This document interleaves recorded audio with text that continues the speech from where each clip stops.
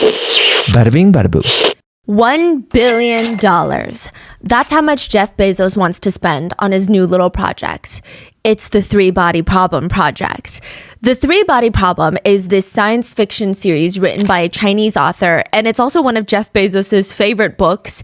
But more importantly, this book has the chance to go up against HBO Max. Amazon Prime Video is trying to build up their streaming service, but all everyone online everywhere can talk about for years upon years, just year after year, is the Game of Thrones series on HBO Max. That's it. That's the topic of discussion. Or perhaps it's the Marvel Cinematic Universe that's grossed close to $30 billion, or Star Wars sitting at $11 billion, Harry Potter at $10 billion. So Jeff Bezos, he's going to put $1 billion on the line to make the next big series. Side note, it's not just a money pit. If it's executed well, it's going to be very lucrative. Some sources state that the Game of Thrones franchise made HBO Max about $3.1 billion in just subscriptions, which is about double what it costs to produce and make the whole show. So that's a pretty good return. That's like a $1.5 billion return. And then just the future retention of subscription-based clients that are going to stay on the platform after the show is over. I mean, it's huge. On top of that, Jeff Bezos is worth over $200 billion. So spending $1 billion would be the equivalent of if someone has $200 and they spend $1. Or if you have $2,000, you're spending $10. But $1 billion is still $1 billion. And if they pull all of this off, it's going to be one of the most expensive series to create of all time. So for 8 months, Jeff Bezos has his top team on the deal in order to spend $1 billion to create a multi-season sci-fi show and to bring more viewers to Amazon Prime Video. There's a few obstacles. There's a few hoops that they have to jump through. First of all, they have to get the licensing rights to the English adaptation of the Three-Body Problem. The owner of the copyright, so the owner of the intellectual property, the IP, is a Chinese gaming company called Yuzu Gaming. It is one of the biggest gaming companies in all of China. Once they secure the rights, which is probably the trickiest part because Amazon is reportedly going up against Disney and Netflix, who are all basically racing to try and create the next Game of Thrones series, all fighting for the Three-Body Problem rights. But once they get past that massive hurdle, then they got to go into production, which is a whole other mountain, finding the right producers, the right directors, the right cast, and to do all of it in a timely manner and stay under budget, which are like $1 billion. Shouldn't it be easy? Apparently, it's a very difficult feat, and they're this close. Amazon is this close to closing the deal. The CEO of Yuzu is flying in from China, from Shanghai to Los Angeles for an in-person meeting. And from what Amazon can tell, I mean, he seems ready to sell them the rights. The Amazon executives, they're waiting in this massive conference room in LA for the Yuzu team to arrive. And of course, the CEO of the Yuzu gaming company, Billionaire Lin Qi. He's the founder and CEO and one of the youngest billionaires in all of China. A few minutes later, the door to the conference room slams open. A whole entourage of Chinese men walk in. And the Amazon executives, they're staring at each other because, and again, this has nothing to do with race, but it looks like the CEO of Yuzu, but it doesn't look like the CEO of Yuzu. Why is he dressed like a full-on gangster? This is how they described it. Gold chain, tight shirt, black blazer, expensive basketball sneakers, and $1 million Richard Mille watch on his wrist. The CEO of Yuzu looks like gangsters. Yeah, they said it. They look like gangsters. The CEO of Yuzu, 38-year-old Lin, he sits down at the head of the table, and this probably does not help with the whole gangster idea. But he sits back on one of those conference wheelie chairs, and he kicks his feet up onto the table. Just like, no way. Yes, it is so unexpected. The Amazon team is so confused, but also they gotta act like it's just another normal Tuesday for them. Their legal team pulls out the paperwork. 8 months, almost 3/4 of the fiscal year have been working on this deal, and it's all about to pay off. All CEO Lin of Yuzu, all he needs to do is sign on the dotted line like we all agreed upon, right? Amazon makes some pleasantries with CEO Lin. Likely they're promising him how seriously they're taking this project, how they're gonna bring the three-body problem to the global audience and it's gonna do the series justice. And Lin's got this pen in his hand. Jeff Bezos is about to have a really good day. I mean, they're one signature away from closing this deal. When Lin, Yuzu's CEO, leans back in his chair and he says, "Let's do a joint production instead." And boom, game over. He just blew up the deal because he just asked, "Let's co-produce the show and you don't get the rights to the English adaptation. We'll do it together." The meeting is over. The Amazon team has to now go tell Jeff Bezos, a billionaire, that he indeed is not going to have a good day. But they're not the only ones having a bad day. They realize as they're walking out of the conference room, the Yuzu executives, they look kind of surprised. They look beyond maddened at CEO Lin's last minute idea. And it's very interesting because it seems like the Yuzu team was also taken by surprise too, that their CEO was just going to blow up the deal like that. So he flew in here under the premise of, oh, this deal is closing. But for whatever reason, he just decided not to do it. Last minute. But he flew in here and went through most of the meeting. Right. Yes. So he changed his mind last minute. And it seems like the whole Yuzu team that also flew in with him, they seem surprised too. It seems like that was not the conversation that they had up until this very last moment in this meeting. Got it. The Amazon executive said there was thick tension in that Yuzu executive group. A year and 11 months later, the same CEO Lin, would be interviewed and asked because the three-body problem was going to make an English adaptation, not through Amazon, but through Netflix. So he's going on this whole press tour and he was asked, "What do you think you're going to think about on your deathbed?" And he responded, "I guess the only thing I don't want to think about is, I don't want to ask myself, how did I destroy the three-body problem?" Billionaire Lin Qi, CEO of Yuzu Gaming, owner of the three-body problem IP, billionaire of China, would be mysteriously murdered 3 months after signing an exclusive deal with Netflix.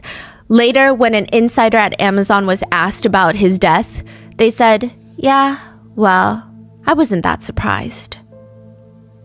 We would like to thank today's sponsors who have made it possible for Rotten Mango to support World Central Kitchen, a nonprofit that is at the front lines. They help provide fresh meals to survivors of disasters and humanitarian crises. And as of right now, their focus is providing fresh meals to Palestinians in Gaza. This episode's partnerships have also made it possible to support Rotten Mango's growing team of dedicated researchers and translators. We would also like to thank our listeners for your continued support as we work on our mission to be worthy advocates of these causes. As always, full show notes are available at rottenmangopodcast.com. And before we get started, a few quick disclaimers. I am not a physics expert or a science fiction enthusiast. Even though I am trying to be recently, I did try my best to research the three-body problem plot and universe and a lot of the central themes and concepts, but we did mainly focus our research on the crime of today's case and not necessarily on the book itself. So please, if there's anything that is summarized a bit much or not exactly how it's presented in the book, please let me know. And with that being said, let's get started. Christmas Day 2020. Most of Shanghai is pretty quiet. It's middle of lockdowns. It's holiday season. So most of the commercial buildings, the spaces, they're completely shut down. Doors are locked, lights are off, except one single building in the middle of the financial district in Shanghai, the headquarters for a massive gaming company called Yuzu. Every single floor of this building, every single office, the lights are on. And if you were to get binoculars and look through the floors, you would see people, office workers, just scrambling from room to room, holding papers, holding their phone. They look distressed. They're scrambling to get it together because if they don't, their stock is going to plummet to the ground and billions of dollars are going to be lost. But what is there to say, right? Their founder and CEO was killed. But don't worry, guys. Everything's going to be okay. We're going to publish a new game. He might have been murdered by someone inside the company, but don't worry. Don't panic. We've got everything under control. But absolutely nothing is under control. The founder died without a will. That means his 3 underage children are going to automatically inherit majority shares of the company, but they're underage. So then, does that mean that his ex-wife, the mother of the 3 children, is going to take over? She's never even been in the business before. And as the chaos just keeps going and going, an influencer shows up at the office with a small baby in her arms, and she's like, hey, this is the dead CEO's baby, and I think I deserve a piece of Yuzu. The stock prices keep plummeting and they're tanking because in China, there is a saying, a country cannot be without a king for a day, and a company cannot be without a head for a day. 11 years before Lin's murder and the panic of Yuzu's share prices, there was this tiny old little bookstore right next to the train station. And a woman named Song thought, yeah, okay, I might as well pop in and see if I can find anything interesting for my long train ride. She walks in, and the first thing that catches her eye is this illustrated magazine called Sci-Fi World. It's a collection of all these random sci-fi stories. I mean, imagine a little magazine with 10 chapters from 10 different sci-fi novels, and they've illustrated it, so you're going to be very engaged. It's just one chapter a month. So the next month you buy the same magazine and you get the next chapter to all 10 sci-fi series. It's fun. It's low commitment. I mean, if Song hates a story, she's not stuck with it for the only source of entertainment for the rest of the train ride. She can just skip to the next story. Song grabs her bag. She grabs her new little magazine, hops onto the train, finds a seat, and she starts reading. Now, you know those stories that are so good, you forget where you even are? You don't even feel like you're on the train until somebody bumps into your arm and they're just like walking past the aisle. And you have this moment of like, oh my God, yeah, oh, I'm on the train. It's probably as close to teleporting as humans can get right now. Song's body is on the train, but she is deep. She is in the thick of the three-body problem universe. What do you mean all the top scientists are dying? This is the premise of the three-body problem. When the first world-renowned scientist self-exits, the scientific community, they go into mourning, they're grieving. But then another scientist dies, and then another scientist and another scientist in rapid succession back to back. At this point, the United States Air Force, NATO, CIA, the UN, the United Nations, they all start taking notice. It's a moment of pause of, okay, just numbers-wise, in this quick time frame, that doesn't even make sense. Their deaths need to be connected somehow because what are the odds of this? Maybe they discovered something that is so life-shattering that they can't proceed, or perhaps maybe there's a company that sells scientific tools like testing tubes and they're all been poisoned with hazardous material. They realize that the exact opposite has happened. The science that the scientists already know no longer makes sense. It no longer works. Imagine you wake up one day and everyone is telling you 2 + 2 does not equal 4 anymore. We don't know how, but it just doesn't. We don't even know how it used to be 4, but it's no longer 4. We don't know what it is. We don't know what 2 + 2 is anymore. One of the scientists even left behind a note. All the evidence points to a single conclusion. Physics has never existed and will never exist. There wasn't even a signature on it. A brilliant mind just gone after writing those weird, ominous words. Like, what do you mean? Physics never existed. Yes, it does. And somehow, all of these scientists' deaths, all the roads, they lead to a woman named Ye Wenji. Wenji is a brilliant Chinese astrophysicist, and she takes after her dad. Well, she did before he was murdered in front of her face. Wenji's dad was a physics professor at the top university in China, Tsinghua, which was not something that was appreciated during the Cultural Revolution. So the book does kind of take some inspiration from history. And maybe he could have continued his research discreetly in private, but his own wife and one of his own daughters, Wenji's sister, betrayed him, turned him into the authorities, and reported him for teaching materials in his class that went against the rule of the country. He was murdered in front of his family as punishment, and also as a warning to everybody else. And for not betraying her father like her own mother and sister did, Wenji had to watch her father get murdered. She was labeled as a traitor and thrown into a prison. And she's going through this very vulnerable moment. She has an overwhelming sense of betrayal from her own mother and sister, her country, and her dad. And the only one that she might have been able to go to for comfort, the only person that she could have perhaps turned to was a professor who also served as like a mother-like figure. But when she goes to her office, she finds out she has also been killed. And it's just back to back. Wenji is going through it. I mean, the worst things imaginable just happened like a normal Thursday for Wenji. And then in prison, Wenji is forced to denounce her father as a crazy man with conspiracies and not a brilliant physics scientist, but she refuses, which results in freezing cold water being dumped on her and her almost freezing to death and dying. And so from there, from prison, Wenji is recruited to work at this very secret military base located in the mountains. The only thing there is this giant satellite at the very tip top of the mountain, a giant radar dish. And this is very interesting because she is imprisoned for her knowledge, but they also want to utilize it and use it for their purposes. The military sector that she is, to a degree, forced to work for, their purpose is top secret. It is to search for extraterrestrial life. It's to look for aliens. Wenji, being the smartest person there, she discovers the best way to send messages into the universe, like hello, for other forms of life to hear and try to communicate with, is to amplify the message by using the sun. Think of it this way. They're throwing out messages into the universe, but nobody's responding because it's not going far enough. They're still staying in their solar system, so they need to make it go further. And they use the sun almost like a magnifying glass, almost as a messenger. She keeps sending message after message to the sun, and finally, 8 years later, Wenji gets a message back.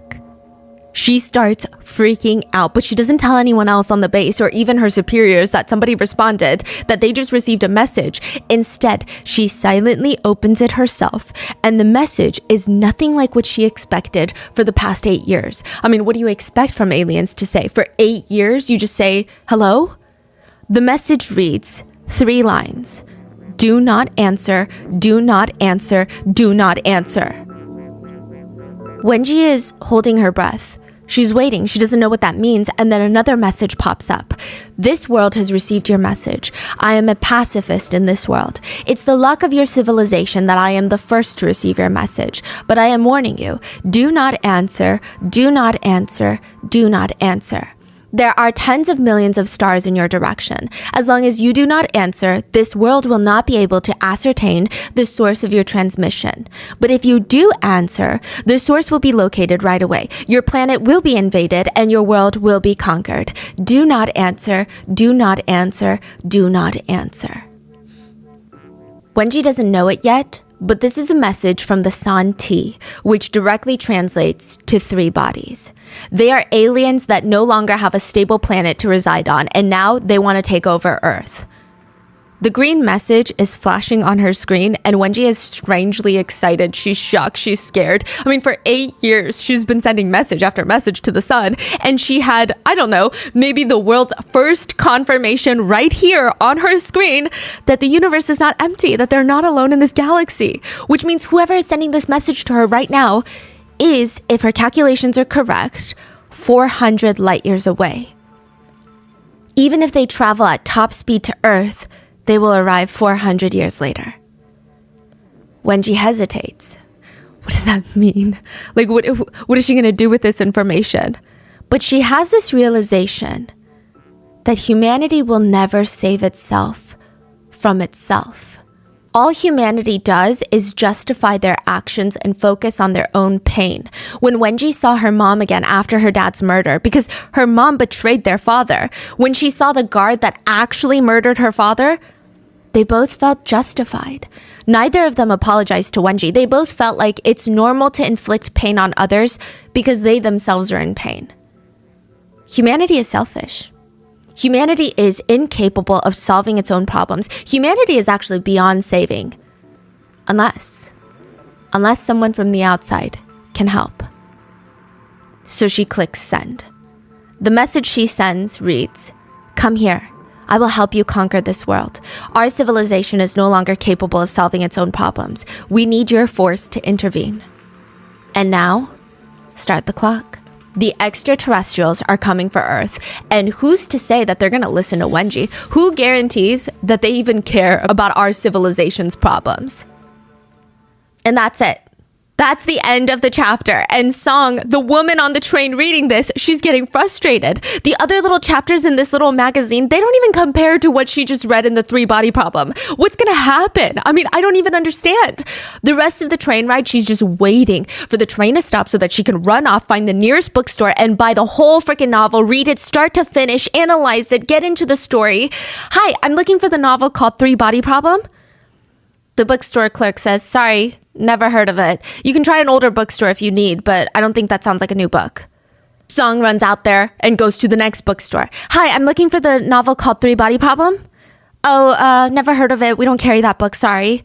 Song is losing her freaking mind. She just needs to know what happens to Wenji, what happens to Earth, what are the aliens gonna come? What happens when they come? Is Wenji gonna be alive when they arrive? I mean, she's so desperate. She begs for a copy of the book online. She's going to sci-fi forums. I'm willing to pay whatever you need. She finally gets some sort of response. I don't have the book, but I have a full set of the sci-fi magazines that you were reading, and I guess you could purchase them all from me, and you would be able to kind of piece together most of the story. Song agrees. She pays several times the original price to get her hands on this freaking book. Her husband notices how obsessive she's becoming, and he's kind of intrigued. Over dinner, that's all she can talk about is the 3-body problem. What do you think is going to happen, honey, when the aliens come? She's laying in bed talking to him about how genius this whole storyline is, and she would excitedly tell him, yeah, okay, I'm reading a book on how aliens are going to come to Earth in 400 years, which honestly, fine, great. Sci-fi, it doesn't have the most relatable plots out there, but this is what everybody says about the 3-body problem. It feels like I'm reading a book on myself, about the nature of humans. Rather than just really crazy alien storyline of an alien invasion, it feels like I'm reading about us. Wait, why did they not think about this before? This is the greatest idea ever. The couple are laying in bed and they decide, we should purchase the rights to turn this random little novel that nobody knows about into a movie. Coincidentally, the couple are in the entertainment industry. Song, the wife, the woman on the train, is a screenwriter, and the husband is a director. Okay, they're nothing impressive, sorry, no offense, but they do have enough money to buy the rights from the author, or at least try to. Song calls the magazine customer service line to ask for the author's contact information, and they go to meet up with him. There's a factory in the mountains of China where a man named Liu Qi has been working for the past 25 years. We're going to call him LC. Well, define working. He was employed in the factory in the mountains. He was getting paid, but he wasn't really working. That's what some sources say. He was assigned to his position by the government, and everyone was assigned a computer to work on every single day, but nobody knows what they're doing. They were just assigned this random job, but also their managers don't know what they were doing because they were also assigned their managerial jobs. So nobody knows what they're doing in this factory. All the employees would do is come in, sit in front of their computers, and just tippy-tappy away. They would look like they're doing some legitimate work, and as long as you don't look suspicious, nobody's going to investigate what you're typing away on your screens. And it's likely that while Elsie is sitting there, he starts kind of losing his mind. He's going to plop over from boredom and understimulation. He's just thinking up random ideas, and he comes across the 3-body problem plot in his mind. It just kind of comes to him, and he doesn't think much of it. And he said, it started off like a short story, but it just kept growing and expanding in my mind like a plant. And he would start tip-tapping away on his work computer, just writing his book. And he said, I especially really liked those low-quality monitors at work where you can tilt the angle of your screen just a tiny bit, and nobody can see what you're doing. Allegedly, that's how he wrote the 3-body problem book. He published the first book to the series, the trilogy, the 3-body problem, in 1999. And then nothing. The sales were underwhelming, and he just kept working away at the factory. Nobody knew that this would be the book that former President Barack Obama, Meta CEO Mark Zuckerberg, Game of Thrones creator George R.R. Martin, and Amazon founder Jeff Bezos would be absolutely fascinated by. Former President Barack Obama would say, this series is wildly imaginative. I mean, just really, really fascinating. The sheer scope of the book was immense. It's made day-to-day problems with Congress at the time seem fairly petty. The book, written in the factory in the mountains, would go on to sell 9 million copies worldwide. But at the time, Elsie did not know any of that. He was barely making any money from the books, and he just got laid off from his job. And he is about to get taken advantage of. Now, I would not feel too bad for this author because he has made some really unhinged comments that I can't even really dive into because some of our relatives that live in the area that has asked us not to comment because my comments can impact their lives. Yeah, don't feel bad for this guy is what I'm trying to say. So at this point in time in Elsie's life, he has no idea that everything is about to change if he just sticks it out for perhaps another year, that he's going to be known as the father of science fiction in China. Instead, he makes a deal with who I imagine he believed would be the closest to the devil at that point. In 2009, right after being laid off by the factory, this is 10 years since he published The Three-Body Problem. Elsie's got no money to feed his kids. He's got nowhere to go if they get kicked out of their home. He's pretty much hit rock bottom when this random couple calls him. The husband is a director, the wife is a screenwriter. I don't know. He's never heard of him. And they start offering him random figures for the IP, the intellectual property for The Three-Body Problem. They know that this guy is struggling. They know that the author just got laid off. And they know that even when he was working in the factory, he was making like $100 a month. That's $1,200 a year. Now, I just want to put a disclaimer here. It is not publicly known how much the couple paid for the IP, but it is rumored to be around the ballpark of 15,000 USD, $15,000. That is like nothing. And the couple probably knew that since they work in the industry and they know that the author really, really needs the money. Song and her husband, they get really aggressive with it too. So they purchase the IP for all of the movie and TV rights for all 3 books of his 3-body trilogy. The Three-Body Problem, Dark Forest, and Death's End. The author hadn't even finished writing the 3rd book yet, and they wanted the movie rights to the future work. So to clarify, the author has other series that he's written that have also become super successful. He maintains the royalties off the book sales of the Three-Body Problem. He's just selling the movie and TV rights, as well as merchandising rights, like the intellectual property to turn it into games, to turn it into a theme park if they so wish. So this couple, they're getting the deal of a lifetime. People liken it to picking up a rock on the street, just a random rock, dusting it off, only to discover it's a 10-carat diamond. Like, what are the odds of that? Do you know what the Fermi paradox is?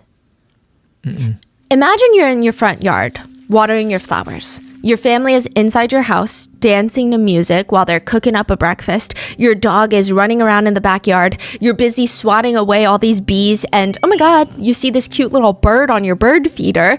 And there is just so much life on your house, outside on the lawn, inside your house. But then when you look to your left, where your neighbor is supposed to be, if you had one, it's just a barren desert land.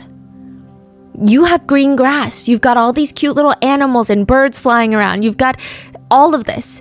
And to the right is just a barren desert land. And then you look to the other side, to the left, more barren desert land. So one day you get curious. You send a drone out for as long as the drone goes, and you send it all the way down what would be probably down the neighborhood. Nothing. There's nothing, just barren desert land. So then you hook up the drone to the biggest battery you can find and send it all the way out, and it comes back and it's just barren desert land. It doesn't look abandoned. It doesn't look like someone was there and then left. There's just no signs of life anywhere outside of your tiny little lawn and your tiny little house. So your house is in the middle of the desert. Yeah, and you're the only one with green grass and all these animals and plants that are thriving, but that doesn't make any sense. Because what are the odds that you found the only patch of livable area? Like, that doesn't even make sense, that your house is the only thing in the entire universe that has life? So the paradox is, if that doesn't make sense, that means there is other life out there. But then how come we don't see them, or hear them, or know about them? Why don't they reach out to us? The scary answer would be, we don't see them because they're hiding. The dark forest theory, according to the Three-Body Problem, is a very dark take on the Fermi paradox, which is each civilization's goal ultimately is survival, nothing else. There are questions between humans about, are humans inherently good or are we inherently bad? Are we evil or are we moral people? But if you really look at the infinite unknown universe at the universal scale, none of that really matters. is what the dark forest theory says. The only thing that matters to humanity and all life out there in the universe is survival. At the end of the day, good and evil mean nothing. So the dark forest theory goes as follows. The universe is a dark forest. Every civilization is a hunter with a gun. They are armed hunters stalking through the trees like a ghost, gently pushing aside branches that block the path, and they try to move without creating sound. Even breathing is done with care. The hunter has to be careful because everywhere in the forest, there are stealthy hunters like himself.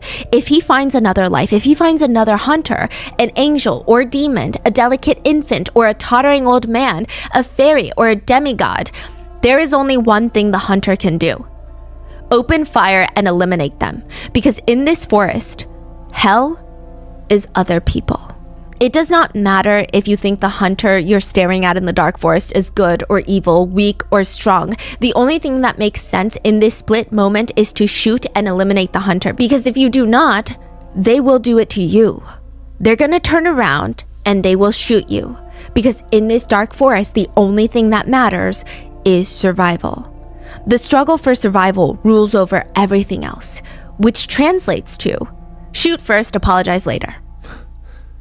Which is basically what the couple did when they purchased the rights from the author. Within a year of selling the film and TV rights to the trained couple, Three Body Problem starts blowing up. Everyone wants it to be turned into a movie, and the couple are foaming at the mouth. They start hosting press conferences in Beijing where they invite representatives from the top film production companies, and they have their two lawyers just standing right next to them, ready to sign an 8-figure deal that nobody wants. Like, if the couple were just trying to sell the IP for the Three Body Problem, no strings attached, there would have been a massive bidding war. But the couple present a deal that nobody wants to take on. The couple state, we have to be involved in the Three Body Problem production.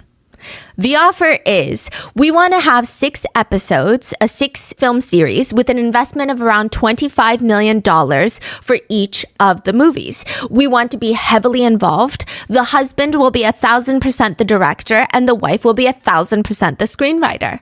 So they want a bunch of people to invest money for them to make this crazy 6-part movie. Yes, like the next Harry Potter series. There's a saying in China where if there's a man laying on the couch, no matter how much you want them to stand up, no matter how much you're trying to drag them, if they're just like limp, dead weight on the couch, you're not going to get them to stand up. It doesn't matter how much blood, sweat, and tears you put into that person. They're going to stay laying on that couch. They're going to stay horizontal. The couple's skills are basically non-existent. Even if they had Jeff Bezos' resources, they would not be able to pull this movie off unless they use those resources to fire themselves and hire new screenwriters and directors. I mean, no offense. Okay, like they're that bad, just subjectively speaking. The husband, the director, he had never directed anything of this kind of magnitude with this kind of budget. It's like giving a person who's only recreationally kayaked, maybe they kayaked once or twice in their life, giving them the steering wheel to a mega yacht or a massive cargo ship, and then expecting them to do a good job at sailing the boat. Nobody's gonna have a good time. It's going to be rough waters. And that's not my personal opinion. You know how movies and shows are reviewed and they're rated on a scale of 1 through 10? Even if you were to take every existing work that the couple had already completed, they had, I think, 2 TV shows, 4 movies prior to all of this. If you added up all of the scores, it would still not hit the 2 digits. It would not hit 10. I mean, they're all rated horribly. I think the highest rating that they ever got was like a 5. Yeah, it's pretty bad. The investors, entertainment companies, production companies, nobody wants it. Not even the fans. They're terrified. They were all over social media at this point because remember the part in Three Body Problem where the main villain, Lin Qi of the series, gets a message from the alien saying, do not answer, do not answer, do not answer? Mm-hmm. Well, fans responded to the couple's multi-million-dollar proposal with the words, do not film, do not film, do not film. Because they'd rather no movie than a ruined movie. Yeah. That makes sense. Nobody wants the Three Body Problem bad enough to put up with this couple, except billionaire Lin Qi. He is one of the youngest self-made billionaires in China at this point. He was worth $2.2 billion. He built his fortune off of knowing what people want and then giving it to them, which in this case, big-chested women in video games. Yeah, okay, so his company, Yuzu Gaming, had some very large assets in their games. Yes. One of their biggest games to date is called League of Angels, which features very exaggerated characteristics in their design process. Lin knows what his audience is looking for and he delivers on it, and it made him a billionaire, right? We can't hate on that. So within just 3 years of founding Yuzu Games, he becomes one of the youngest CEOs of a publicly traded company, and at 33 years old, he becomes a billionaire. Wow. In 2020, just the first 3 quarters of the year from January to the end of September, Yuzu's revenue was over $500 million. In the US, there's only about 1,000 companies that make over $500 million a year. This is like the top of the game. But I will say that Yuzu's games are not necessarily seen as a world-class standard for gaming. If anything, their games are kind of pooped on by the online community. Some netizens would go as far to say, if the goat of gaming is Blizzard, Yuzu is the goat shit. Yeah, apparently a lot of Yuzu's games would just pull from other games. They would take the plot details, fight sequences, even digital aesthetics, just taking bits and pieces from other games and then Frankenstein them, release them to the public. But even then, some people would enjoy it. They said, it's the type of game that you don't waste too much time or money on. You don't get too invested. It's just a silly game that you play on the toilet. But that's Yuzu's strategy. You target the lower end players. You focus on making affordable but fun games that don't require gaming computers to play because it's so high quality. You keep it cheap to develop, cheap to play for the masses. I mean, there's a large market for it, clearly. I mean, he's a billionaire. He was not oblivious to what people thought of his games either. He said something along the lines of, when an affordable shoe brand starts releasing shoes, as long as they can be worn, walked in, they're going to sell even if they start leaking after a rainy day. Insinuating not everybody has money for Gucci footwear, but also don't expect the world's best shoes without paying that price. There's a market for everyone. Before Lin went on to run one of the most successful, profitable gaming companies in China, he was just a little kid working in a coal mine. I'm serious. There was one day he worked there 14 hours in the dark, scary, dangerous coal mines. He came up after his shift, just coal all over his face. He sees the sunlight again, breathing in that fresh, crisp air after 14 hours of dust swirling in his lungs. And he tells himself, I'm never going to be in a situation ever again where I have to work in that coal mine, which he wouldn't ever have to ever again because his parents owned the coal mine. Yeah, Lin is the son of a wealthy businessman who owns a few coal mines, and they made him work one singular day in the coal mines as a wake-up call. To give you some context, Lin's parents have money, but they also have zero time. So Lin's whole childhood, he doesn't really remember his parents, but he does remember that they would send him living expenses every single month. And by living expenses, I mean allowance for takeout food. He would have to buy takeout every day for him and his little sister. He was likely one of the wealthier kids in the neighborhood, but every day he was starving. He was forced to beg his neighbors and family and friends for cash. What happened to the money that your parents sent to you? What are you talking about? You need money. He used it all to play video games at the arcade.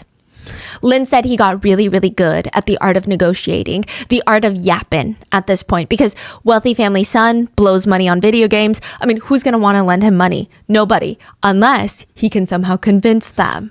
He gets by for a while before somebody tells his parents what's going on. So his parents, they pull him out of class one day, throw him into the coal mines, and they did not actually initially plan on letting him work in the coal mines. They just wanted to take him down there and be like, see, you got to do this. And they're screaming at him, if you don't study hard, you're going to have to dig coal in the future. Is that what you want to do? Lin has the audacity to look at his parents and say, I think coal mining sounds pretty good. I'm quite interested, actually. So after 14 hours, he's practically crying at the sky, kissing the ground, and he said, I will never forget that kind of coldness and that kind of darkness. Coming back up, seeing the light, it felt like heaven.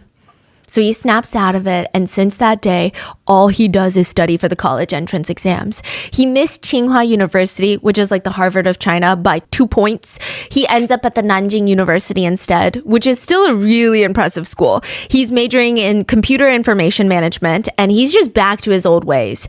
He's smart enough to get by with minimal effort, and the rest of the time in college, he's in his dorm room. All the curtains are closed. He's playing video games and eating cup ramen every single day. That's all he's doing. After college, he's spending a good chunk of his time kind of rotting in his bedroom. During the day, he was working for, at first he started at like the AT&T of China.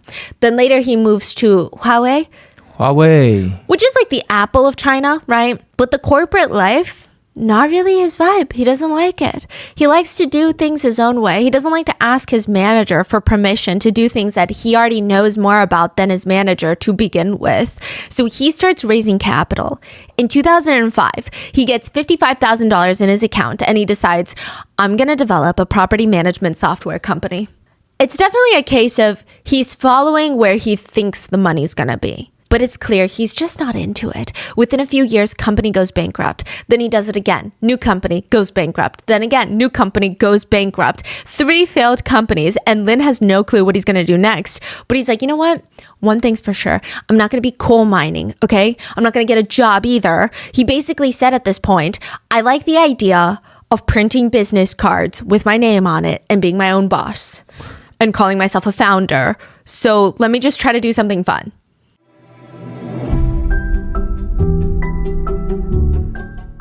So many of our friends and family have been starting small businesses, and I'm so excited for them. I love seeing people go after their dreams. And if you or anyone you know is starting a small business, I'm going to give you guys the same advice I always give my friends.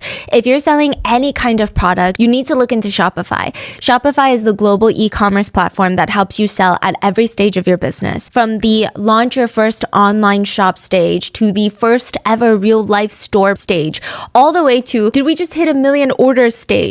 Shopify's there to help you grow. No matter what you're selling, whether it's scented candles or jewelry or anything in between, really, Shopify has the tools to help you grow no matter how big you are right now. Shopify is the most user-friendly e-commerce platform I've ever seen and used. We used it when we were selling Grandpa Mango merch, and I am not the most tech-savvy person to say the least, but it was so easy for me to navigate Shopify. The best part is that you don't need to be an expert to grow with Shopify. They've got these beautiful templates that let you customize your online store. Even if you're not good at graphic design, you don't need to pour a lot of funds, especially in the beginning, into making it beautiful because Shopify's got those templates. They have built-in tools to help you organize marketing campaigns, even if you don't know anything about marketing. Shopify even has a built-in AI tool called Shopify Magic that helps you create product descriptions, generate FAQ pages, and even send emails. It's kind of like having a personal AI assistant. Shopify helps you turn browsers into buyers with the internet's best converting checkout, 36% better on average compared to other leading e-commerce platforms. Shopify powers 10% of all e-commerce in the US, including Allbirds, Rothy's, and Brooklinen, and millions of other businesses of every size across 175 countries. So if you're a business owner and you want to scale your business this year, you need to check it out because businesses that grow with Shopify. Sign up for a $1 per month trial period at shopify.com/rotten, all lowercase. Go to shopify.com/rotten now to grow your business no matter what stage you're in. Shopify.com/rotten.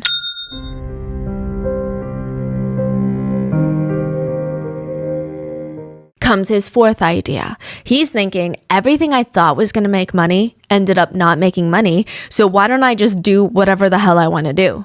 He founds Yuzu Gaming in 2009. I mean, he technically, I guess you could say, has 20 years of experience in gaming because he would do that like 15 hours a day, and he starts working. Back then, there used to be games where you would have to purchase the CD for, which I still believe exists, but you would have to get a CD, put it into your computer, and then you would play the game on the CD, and it was just a lot. But around the time that Yuzu was founded, it was the beginning stages of internet games, where you would just get on your little computer and instead of going to the store buying a CD, you would just type in Tetris.com, and without going to the store, you would be able to play Tetris on your computer without a CD. Yuzu was one of the bigger web game companies for a while. They were like part of that trend, the initial trend. The first game that they ever released was called 36 Tactics. It was a strategy game, which surprisingly did really well outside of China. Yuzu starts catching on to that very quickly, and they start catering their games to people outside of China using Chinese aesthetics. So they release a game called A Sword in 10 Years, which was influenced by Chinese traditional martial arts, but it was digestible for foreigners. So it does really well. By 2011, the company was consistently launching games every month or every other month. And by then, Lin's personal net worth broke $1 billion. He's at the top of the wealthy list in China.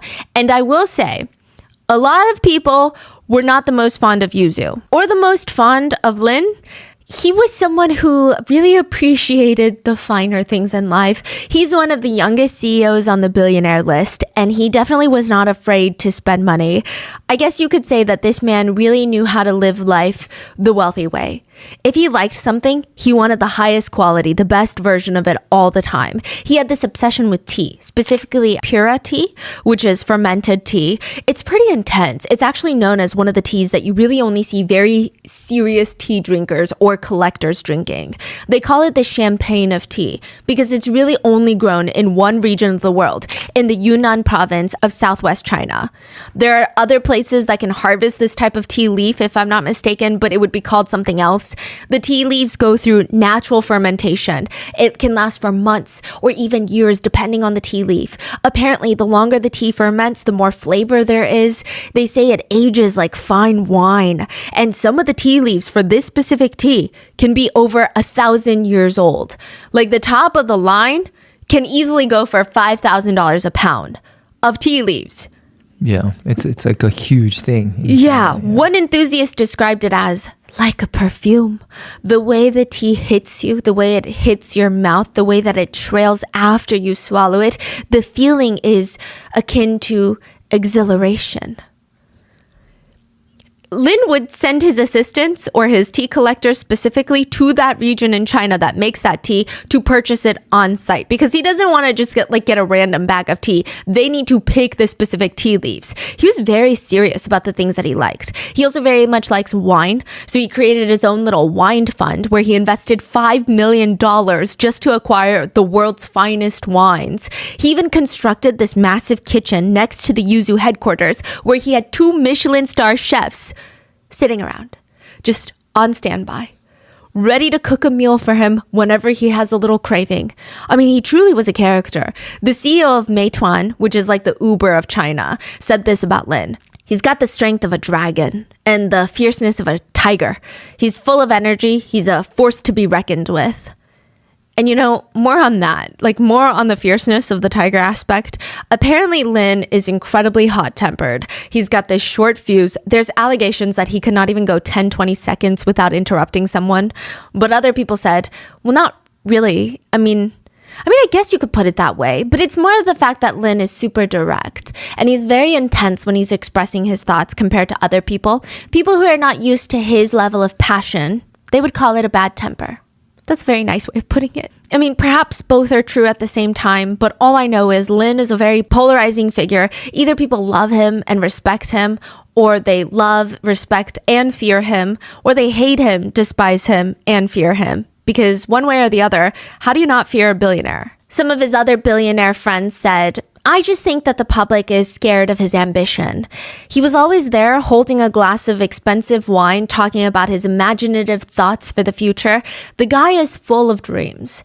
And his next ambition was to globalize the Chinese entertainment industry. Eventually, Lin wants to pivot Yuzu away from affordable online games to real content. He said, in the early days, Yuzu's team goal was simple and pure: get things done. To be honest, I'm a very realistic person, but my reality is different from ordinary reality. I think games can make me wealthy and enable me to create value. Only when you have money can you realize your ideals and dreams. And his dream was to create a new IP that would live on even after he's gone, a whole legacy, create a whole universe that would rival the likes of Harry Potter, Star Wars, Lord of the Rings. I mean, isn't that crazy? One person or a few people, they think of something in their minds. They create like this fake universe, and it's so good that it becomes part of the real universe, that everybody loves this world, that it becomes part of the real world. That's deep. That's what Lin wants. And he wants to bring Chinese culture and talent into it. He said, our movie industry is still dominated by Hollywood. Every time aliens attack Earth, the globe, why is it that only American soldiers save Earth? He wants to become the world's leading provider of entertainment services, create the Chinese marvel. And the only way to get there, that he felt, build a whole universe around the IP of a famous series, is the three-body problem. In the three-body problem series, the Santi, the aliens who want to invade Earth, they send a collective message to all the humans, to all of humanity before they arrive on the planet. 3 simple words. You are bugs. You are bugs. We are bugs. We are bugs. Humans are bugs to them. Now, 7 years after the couple acquire the IP for the three-body problem, they purchase it from the author. Lin, Billionaire Lin, licenses it from them. So he's not buying the rights. He's saying, okay, I'm going to co-produce a 6-film series with you. Like, let's start with the first movie. Finally, somebody wants to work with the couple after 7 years. Lin even has the author come onto the project as an executive producer. He's willing to hire the top VFX, special effects teams from Hollywood. A lot of the big names at the time were casted to be part of this series. And when they finally wrapped filming, they had the first version of Lin's hopes and dreams basically on a disc in their hands. He's so excited. He invited his closest friends and family over and some of the top film critics in the whole nation to come and witness the first ever viewing of the first ever film of the three-body project. After they watched the movie, the whole room was silent. I mean, nobody even knew what to say about it. It was just so... The ones that were a bit nervous around Lin, they came up to him and they said, it is so good, so moving, so touching. I mean, captivating, really. However, I do think it's a little bit too forward thinking for the mainstream audience. You know, they're all kind of dumb and this is too artistic. I think I'm scared that this type of art, this level of craft and creative expression is just going to go over the general audience's heads. You know, it's just almost too good. Yeah. The other people, the ones that weren't scared of Lin, so probably just his friends and family, they looked at him and just said bluntly, are you sure that was a movie? That felt like a PowerPoint presentation. The movie was filmed with 50 screenwriters. They would go scene by scene, 50 screenwriters to write a 2-hour movie. I mean, think about it this way. Game of Thrones, for like all, 8 seasons, only had 7 screenwriters. 7. Wow. Yeah. So 50, I mean, each scene is probably written by a different screenwriter. So the whole tone, the messaging, the plot, it's all lost. Every 2 seconds, a whole new vibe, a whole new mission, a whole new direction. And they're not even communicating well. It's like they stitched together the worst group project ever, just relay racing this shit. Each screenwriter would write a few minutes, stop randomly. I wouldn't even be surprised if they stopped mid-sentence. Then it would be passed on to the next screenwriter, then the next. I mean, to give you an idea, again, 7 screenwriters for Game of Thrones. They're using 50. It just makes zero logical sense. I mean, it doesn't... More does not mean better. Many? I don't know. I guess they thought more the better. The more the better. The couple were interviewed. The couple, the director and the main screenwriter, the one that owned the rights to the IP, they were interviewed during a press release for this movie, or at least the announcing of the production for this movie. And the husband, the director, said that his biggest challenge for this film would be the special effects. He said he spent years learning green screen technology. Green screen? Just adding green screen in the back? Yeah. Precisely. Which is also very interesting because a lot of the editors working on this movie allegedly mass walked out on their jobs. They were having to sit there 20 hours a day editing the green screen. So let me give you an idea. Let's say my background is a green screen. It would have to fit the whole frame, right? Yes. And then you would put a little background on it. The director did not buy a green screen that was big enough. Even if the editors had put in a background, the edges of the frame would still not be green screened. And then there were parts in the middle that were not correctly green screened. I mean, it was crazy. So the editors had to sit there, crop out green, and then place green in the parts that were not green screened. And then they could overlay a background on it. It was absolutely horrendous. And also, remember the special effects company that they wanted to work with in Hollywood, one of the biggest names, I believe they worked on Harry Potter? They declined the footage.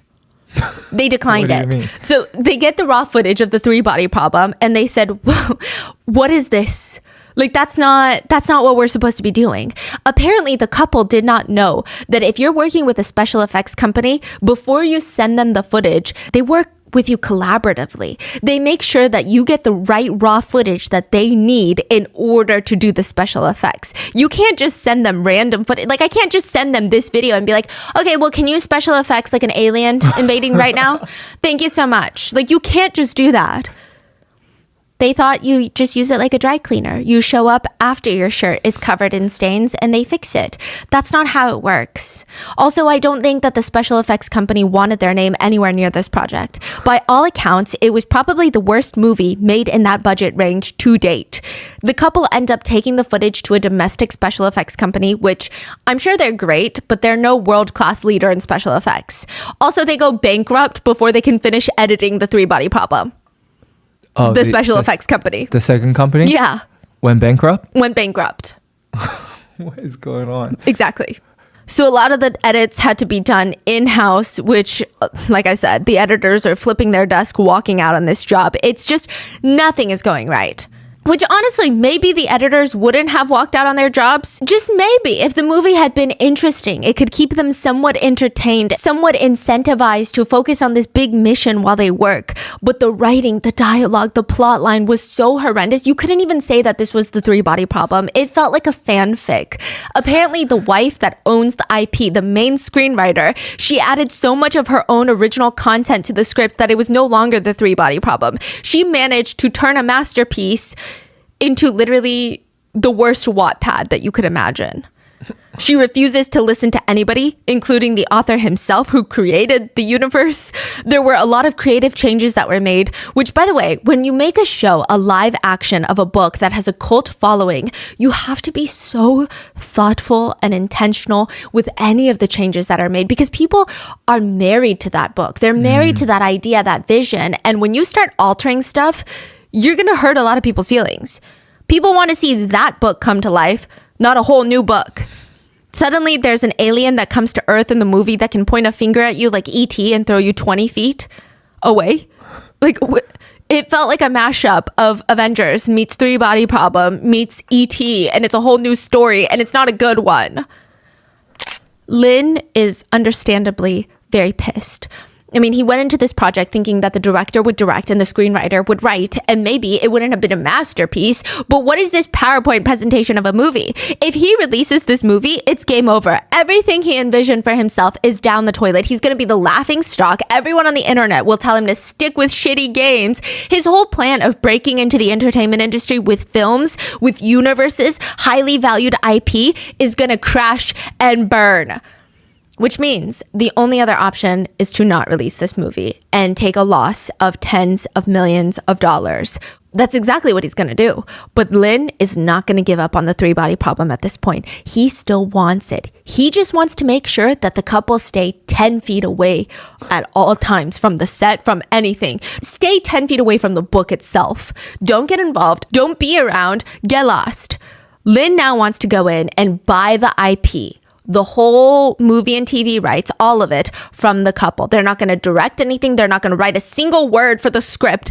Nothing. They're going to take their money and walk away entirely. Which means it's just now a matter of exactly how much money are we talking? $27 million. That is what the couple is asking for, on top of the money that they already caused Lin to burn through. About $55 million on the PowerPoint presentation they called a feature film.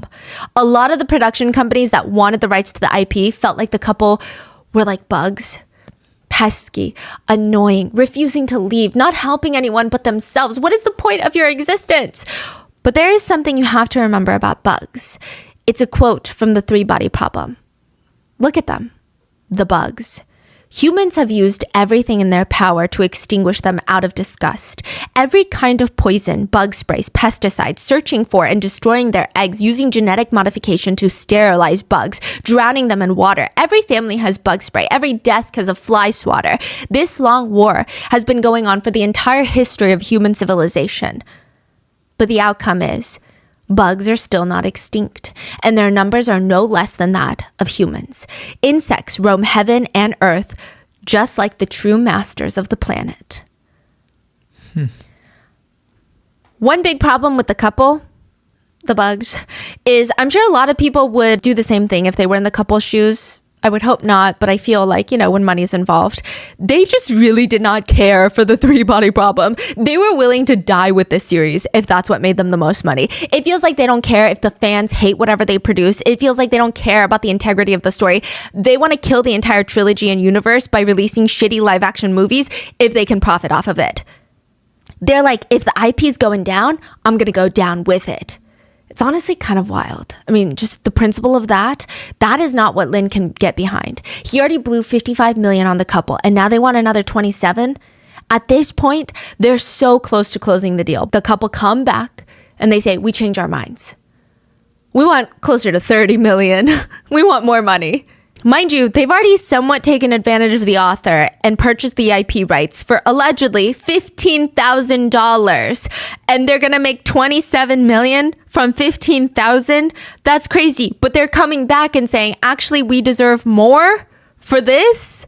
Lin is aggravated at this point. Technically, $1 million is nothing to somebody like Lin, and he's losing sleep over this whole situation. It really comes down to the principle. It's infuriating him. So one day, his friend pulls him aside and nicely tells him, you're going to lose your mind. Okay, you really are. Here, take this card and call this guy. Who the hell is this guy?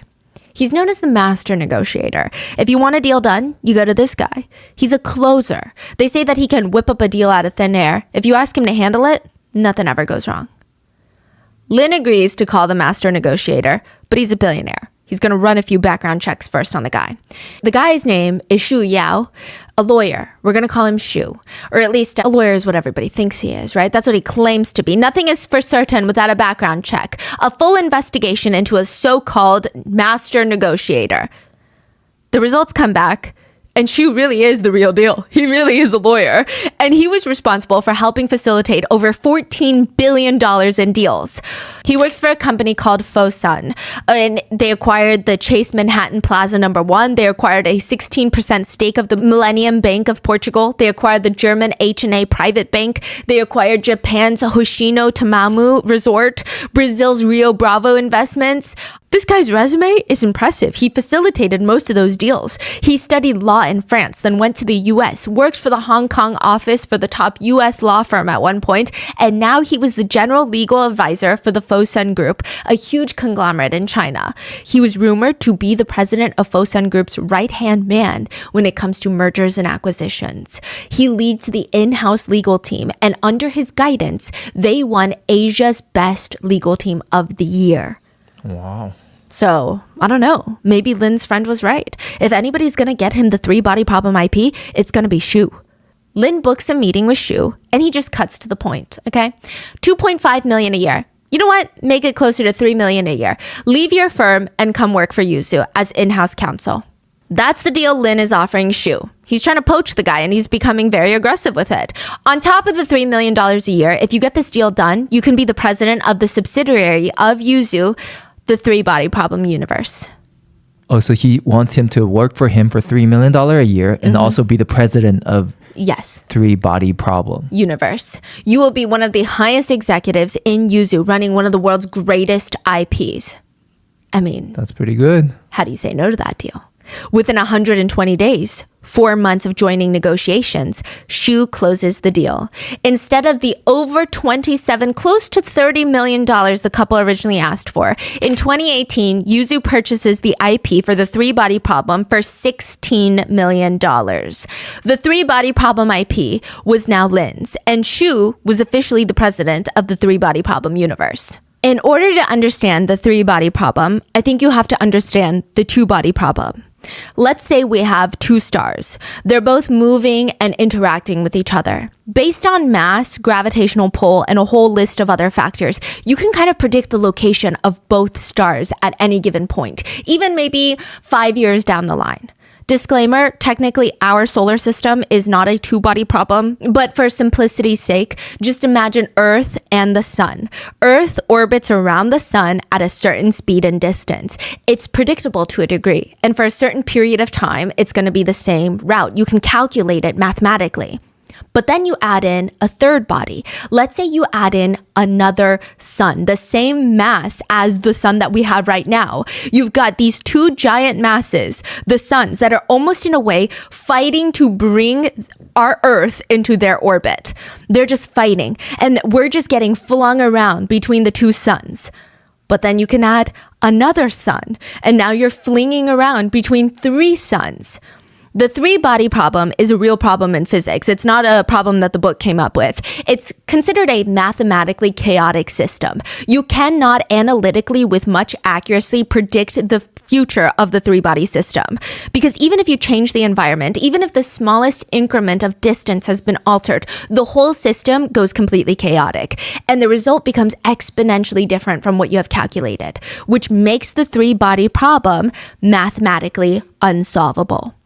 San-Ti, the aliens in the three-body problem book, which translates to three-body, the San-Ti are basically an alien race that are faced with a three-body problem of physics in their universe. They live in a three-star solar system. And because their tiny little planet is orbiting around three suns and they're all fighting for the gravitational pull, they're just getting flung around. Their planet is not in any sort of stable orbit. They can't even predict where their planet's going to be in 100 years, let alone 2 years down the line. Sometimes they get flung too close to a sun and their whole planet goes into drought and it's on fire. Then they get flung too far from the sun because of all these different gravitational pulls, and now their planet is completely frozen over. And every time they go through one of these chaotic eras, they have to start from fresh. Civilization resets itself. All development, all technology, everything resets.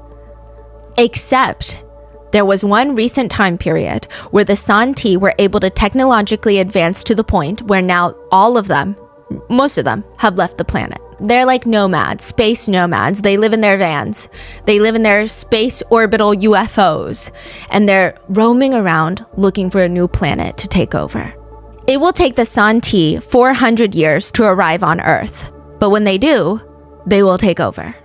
At Yuzu and the newly formed subsidiary company, Three Body Problem Universe, there was actually a lot of cleanup mess to be done. When they started production for the PowerPoint movie, Three Body Problem, they were doing press releases. Everyone and their mom in China knew about this movie. They were even announcing when they wrapped filming. All Three Body Problem fans are waiting for some sort of answer. Like, why would you not release when you've already finished filming? Like, what's going on? And so when they took too long, people, netizens, kept saying, like, don't touch what you can't handle. I mean, just stick to shitty games. It's too big. You bit off more than you can chew. The whole sci-fi community was just betting on their failure at this point. There's a lot of negative publicity, pressure, and it's not just the three-body problem that's counting on this going well. Like I said, Lin has a whole vision of overtaking the entertainment industry globally. So the first thing he does cannot be a massive flop. He decides to fully scrap the $55 million project and start fresh. He said to the public, there were various objective factors that led to the failure of the three-body problem in the past. Today, I have to face those problems alone and bear the responsibility. We have to start from scratch. There is a blank sheet of paper and no baggage now. The new plan now is start the universe with 3 movies, 2 Chinese drama series, 1 English drama series, 3 seasons of animated versions of the three-body problem, audiobooks, podcast. The films alone, Yuzu is estimating spending close to $190 million to produce 6 films. Then eventually they can head into VR, video games, art, music, publishing, even offline experiences like exhibits, art installation, theme parks, three-body problem themed escape rooms. The objective here being cover every single demographic. The three-body problem has a lot of fans now, but create a cult-like following. That's the plan. In order to execute, they're going to need a full team, but also some strong leaders. Lin, the CEO of Yuzu, will be heavily involved. Shu, the lawyer turned president of the three-body problem universe, will also be heavily involved. And Lin brings in the third guy, Zhao, a young, experienced executive who will serve as the vice president of the three-body problem universe. But like I said, the problem is three bodies are chaotic. And now Yuzu has a three-body problem. September 2020, a lot is happening in the three-body problem universe. The IP is finally going somewhere. Okay, it's been, 2 years since they purchased the IP, and now it's doing something. There's at least 3 main big projects in the works. A live-action drama series, 30 episodes, shot in China by a Chinese company, Tencent. It's like the Meta or Facebook of China, if you will. They're going to release it mainly to the Chinese-speaking audience because it's fully done in Chinese. Then another Chinese production, an animated version of the series for Bilibili, which is like the YouTube of China. Lastly, probably the most exciting news for Yuzu and CEO Lin, Three-Body Problem was going to be made into an English sci-fi drama after months, potentially even close to a year of nonstop negotiations, meetings, phone calls, weird meetings with Amazon executives, attorneys. Netflix beat Disney and Amazon and secured the rights for the Three-Body Problem. Not a co-production, they secured the rights. I mean, okay, a bit more about this Netflix deal, because when it was signed, it was a pretty big conversation amongst Three-Body Problem fans and China, since it's a Chinese series. It is believed that Netflix paid Yuzu around $16 million just for the rights for the English adaptation of the series. And they're going to spend another $20 million per episode, with 8 episodes in total to create season 1. That is $160 million for season 1. That's just the production cost. To give you some context, Netflix spent about $2.5 million per episode to produce Squid Games, one of its most profitable shows. The Witcher and The Crown were reportedly said to have a budget of around $10 million an episode. Three-Body Problem is going to be double that. It's a little bit more than One Piece, which had the budget of $18 million per episode. Wow. And one of the only shows that top that budget is Netflix's most expensive show to date, Stranger Things, which had a budget of around $30 million per episode. Wow. Showrunners that did the whole Game of Thrones series for HBO, industry legends at this point, David Benioff and D.B. Weiss, they're going to be the showrunners for the Three-Body Problem universe in English. Side note, most of the Game of Thrones had a budget of $10 million per episode. It wasn't until like the final, I want to say 1 or 2 seasons, it was $15 million per episode. So this is a lot more than that. Every single episode of Three-Body Problem is going to be more expensive than Game of Thrones, which most of that cost, I'm assuming, was allocated for special effects. Later on, when the show was released, people who worked in special effects, they said, no, don't get me wrong, Three-Body Problem is a great show. Really cool. Watching it though, because I work in the industry, is like watching people or someone pile up $1 million in cash and then light it on fire. You're just burning through money for a few minutes of cool effects. Every few minutes, it feels like, okay, that's $300,000. Okay, there goes $1 million for a 2-minute clip. Okay, that's another $500,000. Just burning money. So think about that next time you watch a sci-fi show. David Benioff and D.B. Weiss, the Game of Thrones showrunners that are now handling the whole project, interestingly enough, they've actually worked with Yuzu Gaming in the past. Yuzu was licensed to create a game based off the HBO series, and they made Game of Thrones Winter is Coming, the video game. So Yuzu worked with them. I don't know how directly they worked with Benioff and Weiss, but they did work together to a degree. Now, there are some layers of public reactions about Netflix acquiring the English rights. September 2020, there were so many conversations. So first of all, in the past few years, this feels like one of the biggest projects, most expensive projects to bring a Chinese story to Western viewers. A lot of Chinese fans were super excited and super nervous because there's so much nuance in the Chinese culture and history, and how it's going to be depicted, nobody knows. Netflix does end up changing a lot of the characters. They describe it as globalizing the story.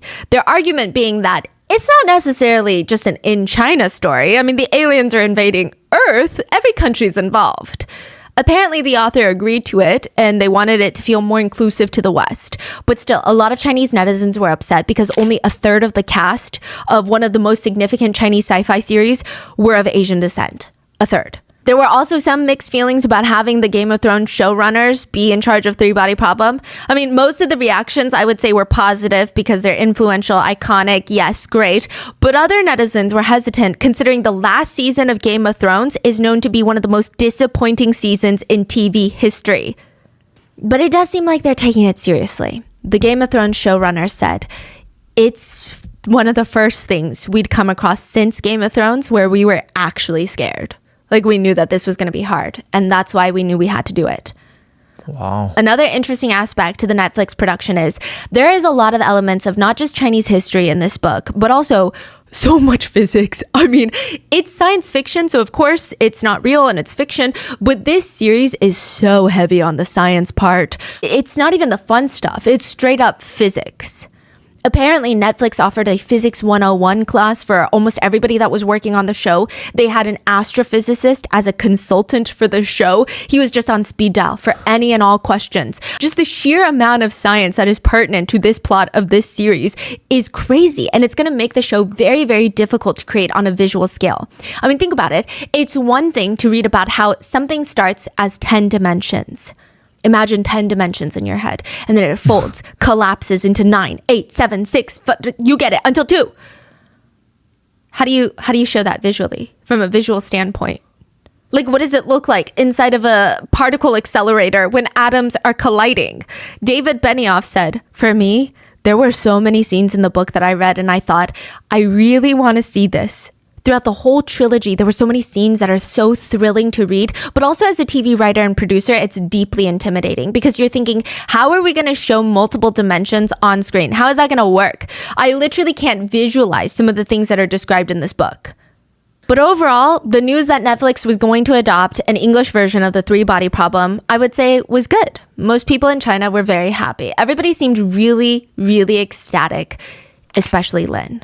This has been his project for the past, 5 years of his life, and it's going somewhere. 3 months later, after the news of Netflix was released, Lin ends up in the hospital. December 16th, 2020, Lin's alarm goes off. He shuts it off. He's laying in bed staring at the ceiling, which already seems kind of odd because Lin is typically the type to jump out of bed, get the day started, but his whole body feels like it's made out of the bruised parts of an apple. That's what his whole body feels like. Soft, painful, sore everywhere, fragile. His entire body is in pain. He takes a deep breath. He swings his legs over to the side of the bed, and the whole room is spinning. He's so dizzy. His face is completely puffed up, swollen, and it's strange. I mean, maybe it's the stress. He's been working like crazy recently to get this Netflix deal done and all the press releases, all the interviews. But when Lin tries to get up, it feels like there's an earthquake. His whole body is vibrating, just trembling, and the whole room is stable. He's trying to walk to the restroom, but his body is jerking forward. His body is very erratic. His hands can't seem to stay still. He can't seem to control any of his muscles. He quickly grabs his things and he starts walking. He walks out of the residence onto the street, and perhaps he thought that fresh air would do him some good. He starts walking towards the private hospital. It takes him about an hour to walk the very short distance to the hospital. And once he's in through that door, his state has already rapidly deteriorated. He can barely breathe. He's throwing up. He's having explosive diarrhea. Doctors are rushing him to the ICU. And eventually he goes into full cardiac arrest. His whole body is shutting down on him. In the Three Body Problem book, there's a fascinating concept called chain of suspicion.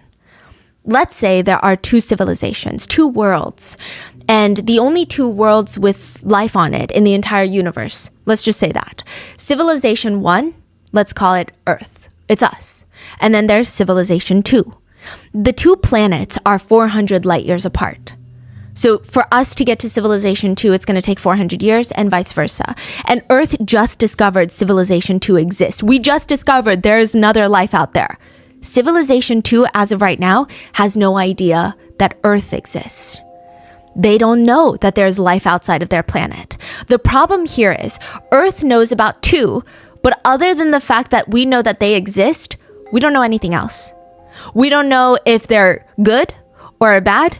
what kind of civilization they are? Do they just like to destroy things? I mean, I guess we could try and talk to them to figure out, but then we would be exposing ourselves and our location to civilization too. And who's to say that they'll even tell us the truth? And who's to say that they won't kill us on impact, like immediately after finding out we exist? So Earth must, at least to a degree, wonder if maybe we haven't found any other civilizations. What if it's because civilization 2 has been out here annihilating all sense of life? And what if they find out about Earth, they're going to annihilate us too?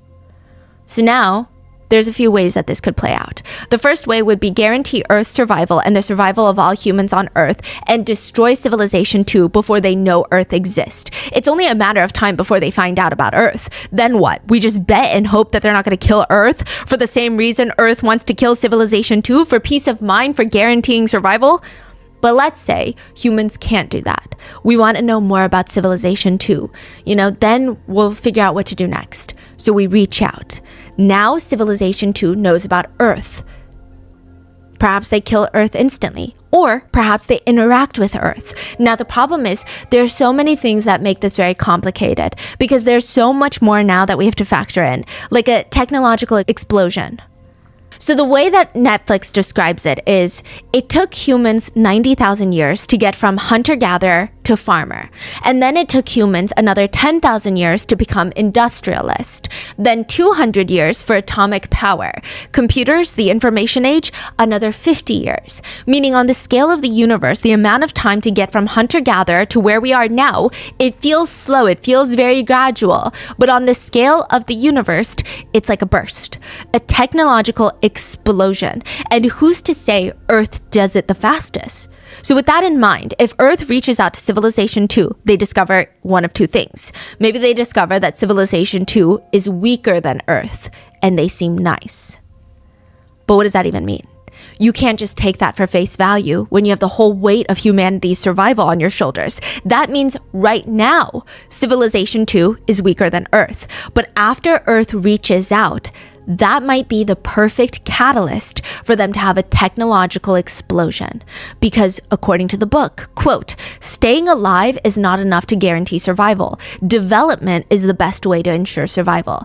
On Earth, it took 300 years, but there's no reason why humanity should be the fastest of all cosmic civilizations. Maybe there are others whose technological explosions are even more sudden.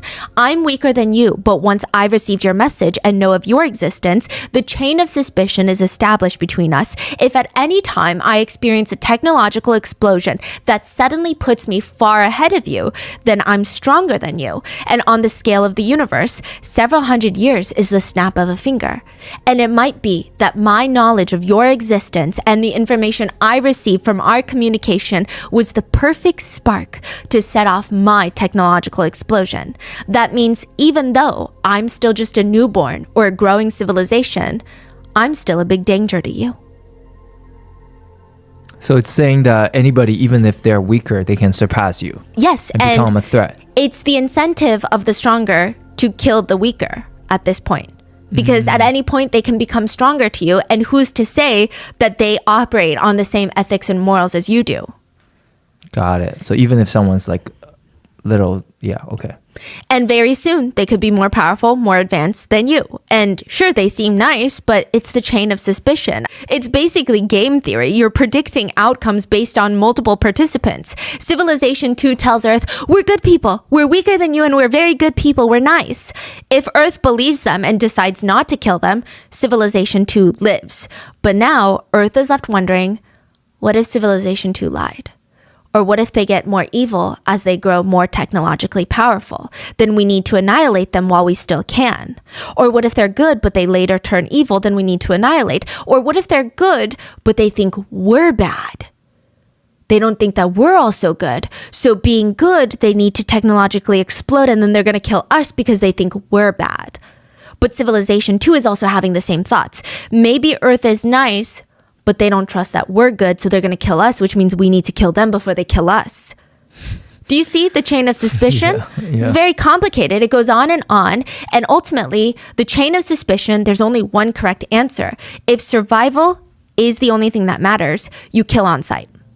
Because according to the book, There is no universal moral code that living beings abide by in the galaxy. It reads, on Earth, humankind can step onto another continent and without a thought destroy the kindred civilizations found there through warfare and disease.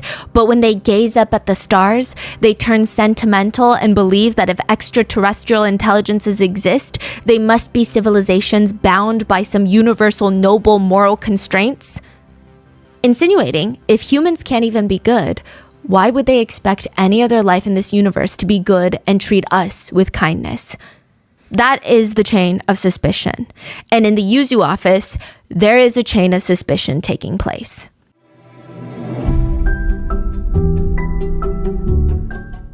I love every season, but summer nights just hit different. Like, I don't know about the day, but the nighttime is a little bit nicer. There's something about the warmth that makes everything feel so much better. The only bad part about late nights in the summer is late mornings the next day. I always wake up feeling so dehydrated, like a dried up prune. And that is why Liquid IV is a staple in my summer morning routine. Liquid IV is the #1 powdered hydration brand in America, and for a reason.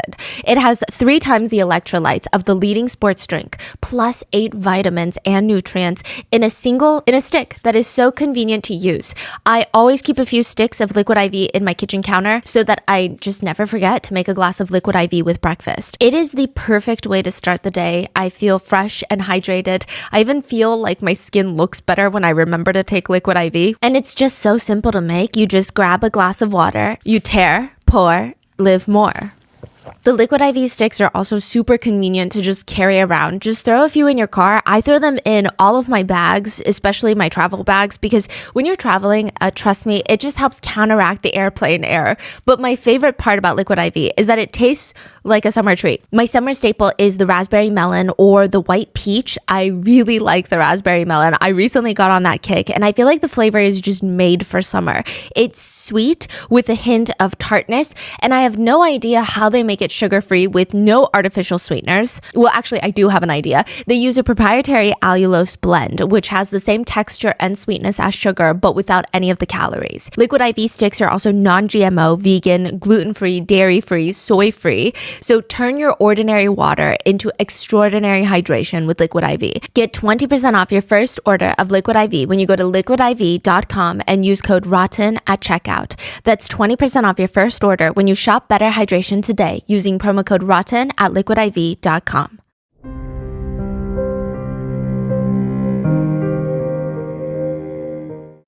The doctors initially guessed that Lin came into the hospital December 16th, 2020, that he had a heart attack. Lin had a heart attack from overworking, stress, bad lifestyle habits. But very quickly they think, wait, maybe it's not. Maybe something bad happened. Now, I'm not too sure how they came to this conclusion, whether it was from recent experience, symptoms, a gut feeling, or the fact that the patient is a billionaire. I have no clue. But they believe that Lin was poisoned by pufferfish.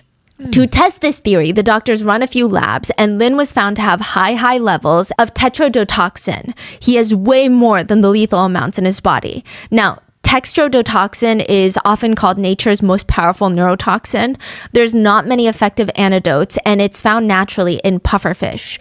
That's why they can be very poisonous. And once there's a lethal amount inside the body, it results in typically paralysis of muscles. If it's serious, it leads straight all the way to respiratory death. That is what the doctors believe Lin was poisoned with. Pufferfish poison. He has had no contact with pufferfish recently, and because Lin spends most of his time at work, that leads doctors to believe that he was poisoned at work.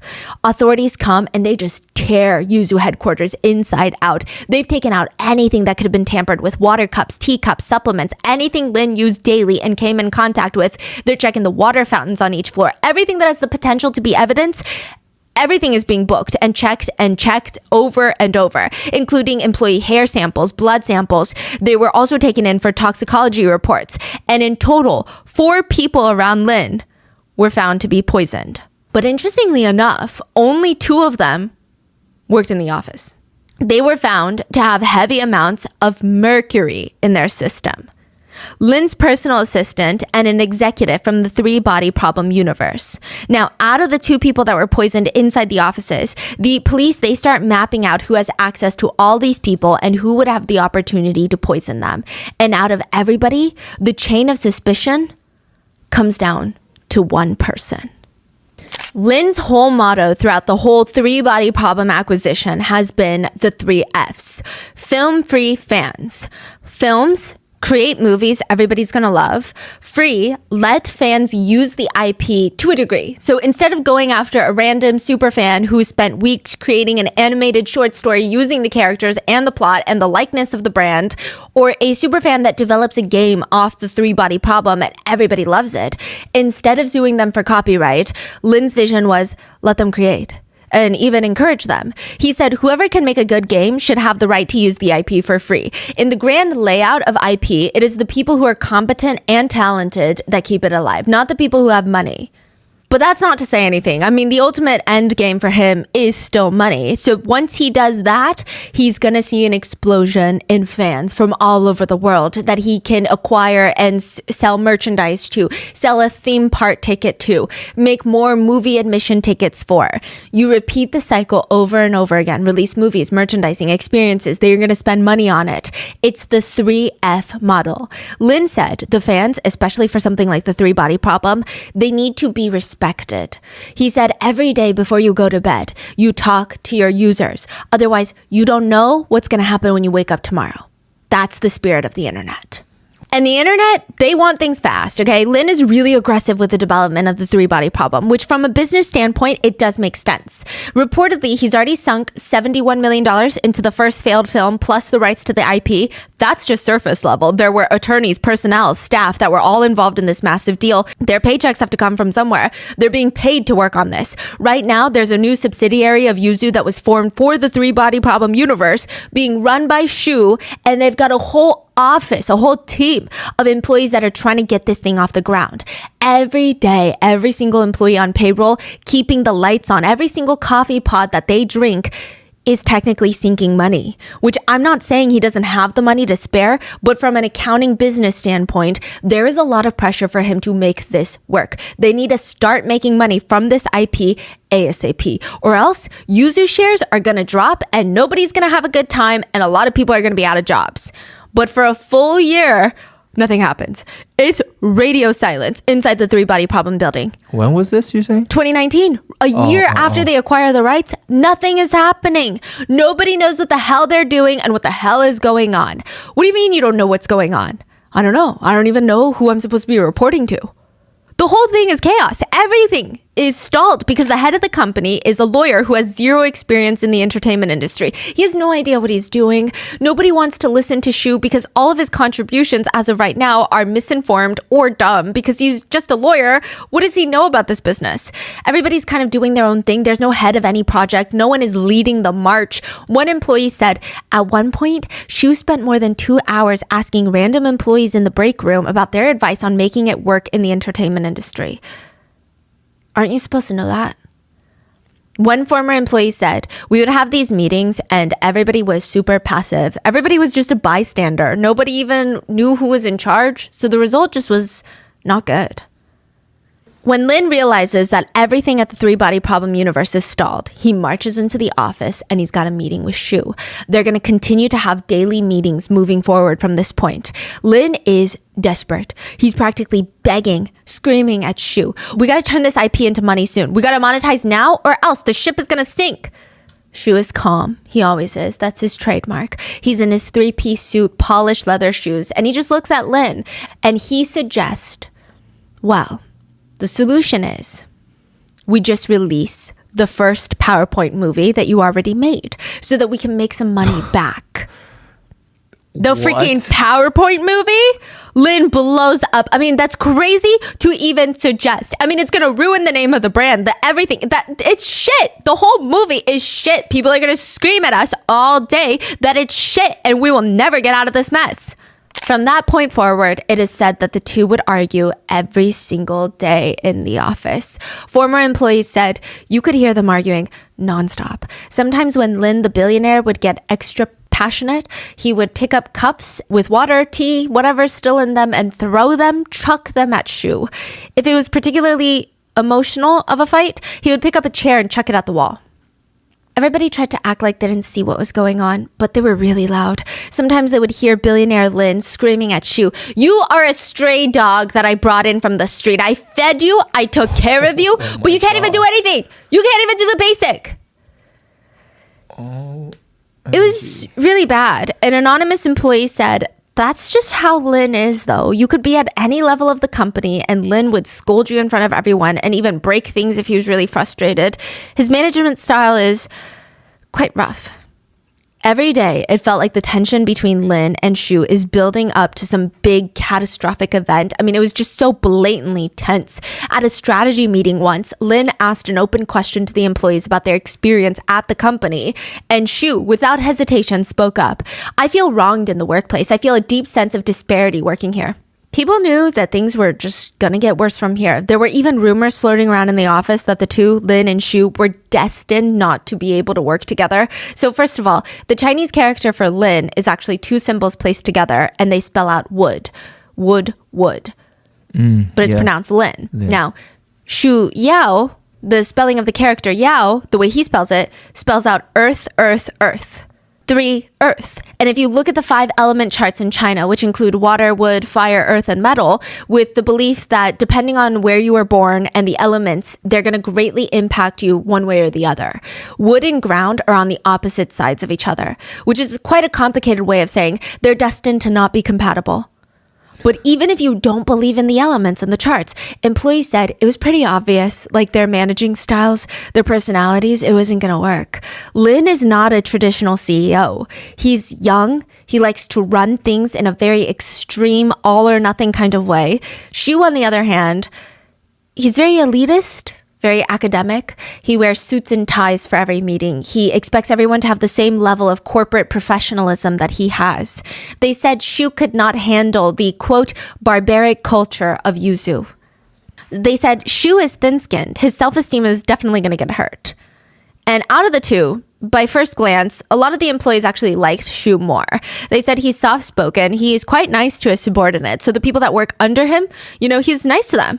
If you do something wrong to Lin, he's going to throw a teacup at you. If you do something wrong to Shu, he's going to, in a very corporate way, tactfully express his disagreement with your actions. You open up the dictionary and you look up corporate executive, it's going to be a picture of Shu. He has the power of 3. Right now, he's got high education, high income, high position. He does have a pretty elitist air to him. One of his employees said he's stern and he sets boundaries, and he has to. But other than that, he's an easy person to get along with. However, at the same time, it is not easy to break the barriers into his close circle of friends. AKA, he's as professional as it gets. He's that employee, you will never know what's going on in their personal life. A colleague who worked closely with both of them said, "If I had to compare the two, I would say that Lin is a very internally driven person. He will try to solve problems by improving himself, and it's all about what's going on inside. Shu, on the other hand, is a very externally driven person. The environment, his peers, the surroundings he's in have a great influence on him. Lin is kind of like a loud car, making noise down the street. Dangerous, loud, but you see it coming and you hear it from a mile away. Shu, he's silent, but he's powerful. He's like a volcano. You just never know when he's going to explode. He feels unpredictable." Really? The quiet one? Yeah. Now, there were a few odd instances with Shu. One colleague remembers they were in the break room once together having a super casual conversation, and Shu just offhandedly said that he really, really likes reading novels about poison masters and dark magic. Witch doctors, he called them. The employee thought it was interesting since they know that President Shu is a lawyer and he seemed very by the books, like a very straight edge, rigid kind of guy. So it was surprising in that sense, but maybe it's not. It's just a little unexpected. But more alarming was the incident with his secretary. Everyone in that office that day likely remembers it was just such a strange moment. Shu was going out of town for a business meeting. His secretary is staying in the office. She gets off the phone with him and runs to the bathroom crying. Apparently, Shu had gotten to the airport. He's about to board the flight, but the flight attendant is like, "Oh, sorry, sir, you can't board." "What do you mean I can't board?" "Yes, I can. I'm going to board the freaking plane." "No, sir, you cannot board because this plane is not even headed where you would like to go. You're at the wrong gate." Shu himself had walked to the wrong boarding gate inside of the airport. He missed his flight by going to the wrong gate, called his secretary, and screamed at her for 45 minutes straight. It is said the words he used were so vile that it is out of a normal person's imagination. The dirtiest, most filthy words were sprayed all over the sky, is how it's described. Wow. After he hung up, his secretary broke down in the office completely and submitted her resignation letter, which he rejected. Because he profusely apologized. He told her, I am just under a lot of pressure at work, as you can tell clearly, so the emotions have gotten the better of me, but it's never going to happen again. I would love if you could forgive me and come back to work. I will make sure that this never, ever happens. But you know the kind of pressure, right? That Lin has been putting us under, right? Lin feels like every single day that Shu is president, they are throwing money into a fireplace and lighting it on fire. On top of that, to add fuel to the fire, in 2019, a movie called Wandering Earth is released. That was like, it was number one. It broke all the records. So The Three Body Problem is one series of the author's book collection, and that is the IP that Lin owns now. But the movie Wandering Earth is the author's newer series that was adapted into a movie written by the same author of The Three Body Problem. And I mean, this is probably the biggest Chinese sci-fi movie at the time. It grossed $673 million in Chinese theaters. At the time, that one movie broke almost every single film record in China, and it kickstarted a whole sci-fi trend. Before this movie, sci-fi was big in China, but it was not mainstream. Yeah. Everyone and their mom wanted to see Wandering Earth. They wanted to see aliens at this point. It was, by all accounts, a massive success. And every day, Lin comes into the office, he opens up the news reports, and he is tomato red. Three Body Problem Universe is technically bigger of a series than Wandering Earth. They have a bigger fan base, and they're sitting on the rights of the biggest series ever, and they're sitting on a golden egg, and right now is when everybody wants to see it. They don't want to see it 5 years from now when the sci-fi trend is over. They want it right now. Even if they start filming now, it's going to take years to hit theaters. What if the sci-fi trend is over, huh? Lin would take it all out by screaming at Shu. You are a useless general and you're exhausting our whole army and resources. Now, there is a Chinese saying, one mountain cannot fit two tigers. One throne cannot fit two kings. Lin brings in another person, a third body. Everyone, please meet the newest vice president of Three Body Problem, Zhao. Lin brings in a younger, more experienced vice president into the company, and it is very, very clear what Lin is planning. Zhao is Shu's replacement, and he's breathing down Shu's neck every single day, asking him why they have nothing to show for the Three Body Problem IP. Lin doesn't even hide the fact that he favors Zhao. Zhao is basically acting as the president of the Three Body Problem and just starts making executive decisions, ignoring and disrespecting Shu completely. Shu has no real power at this point. He just has a title. He doesn't even have his salary anymore. Most of Shu's $3 million salary comes in the form of a bonus at the end of the year. But in 2020, Lin is telling Shu, don't even expect a bonus, because what have you done to warrant a bonus? Without a bonus, Shu's salary is about $500,000 a year, which to him is nothing. It is not nearly enough to put up with the emotional trauma every single day of having cups thrown at you, chairs thrown at you. He feels like he's being used as a punching bag. And as Shu's life and career are falling apart, and it feels like everybody in the office is laughing at him when he walks in, Zhao, the VP, is living the dream that Shu feels like he was promised. Yuzu Games and Netflix signed their deal.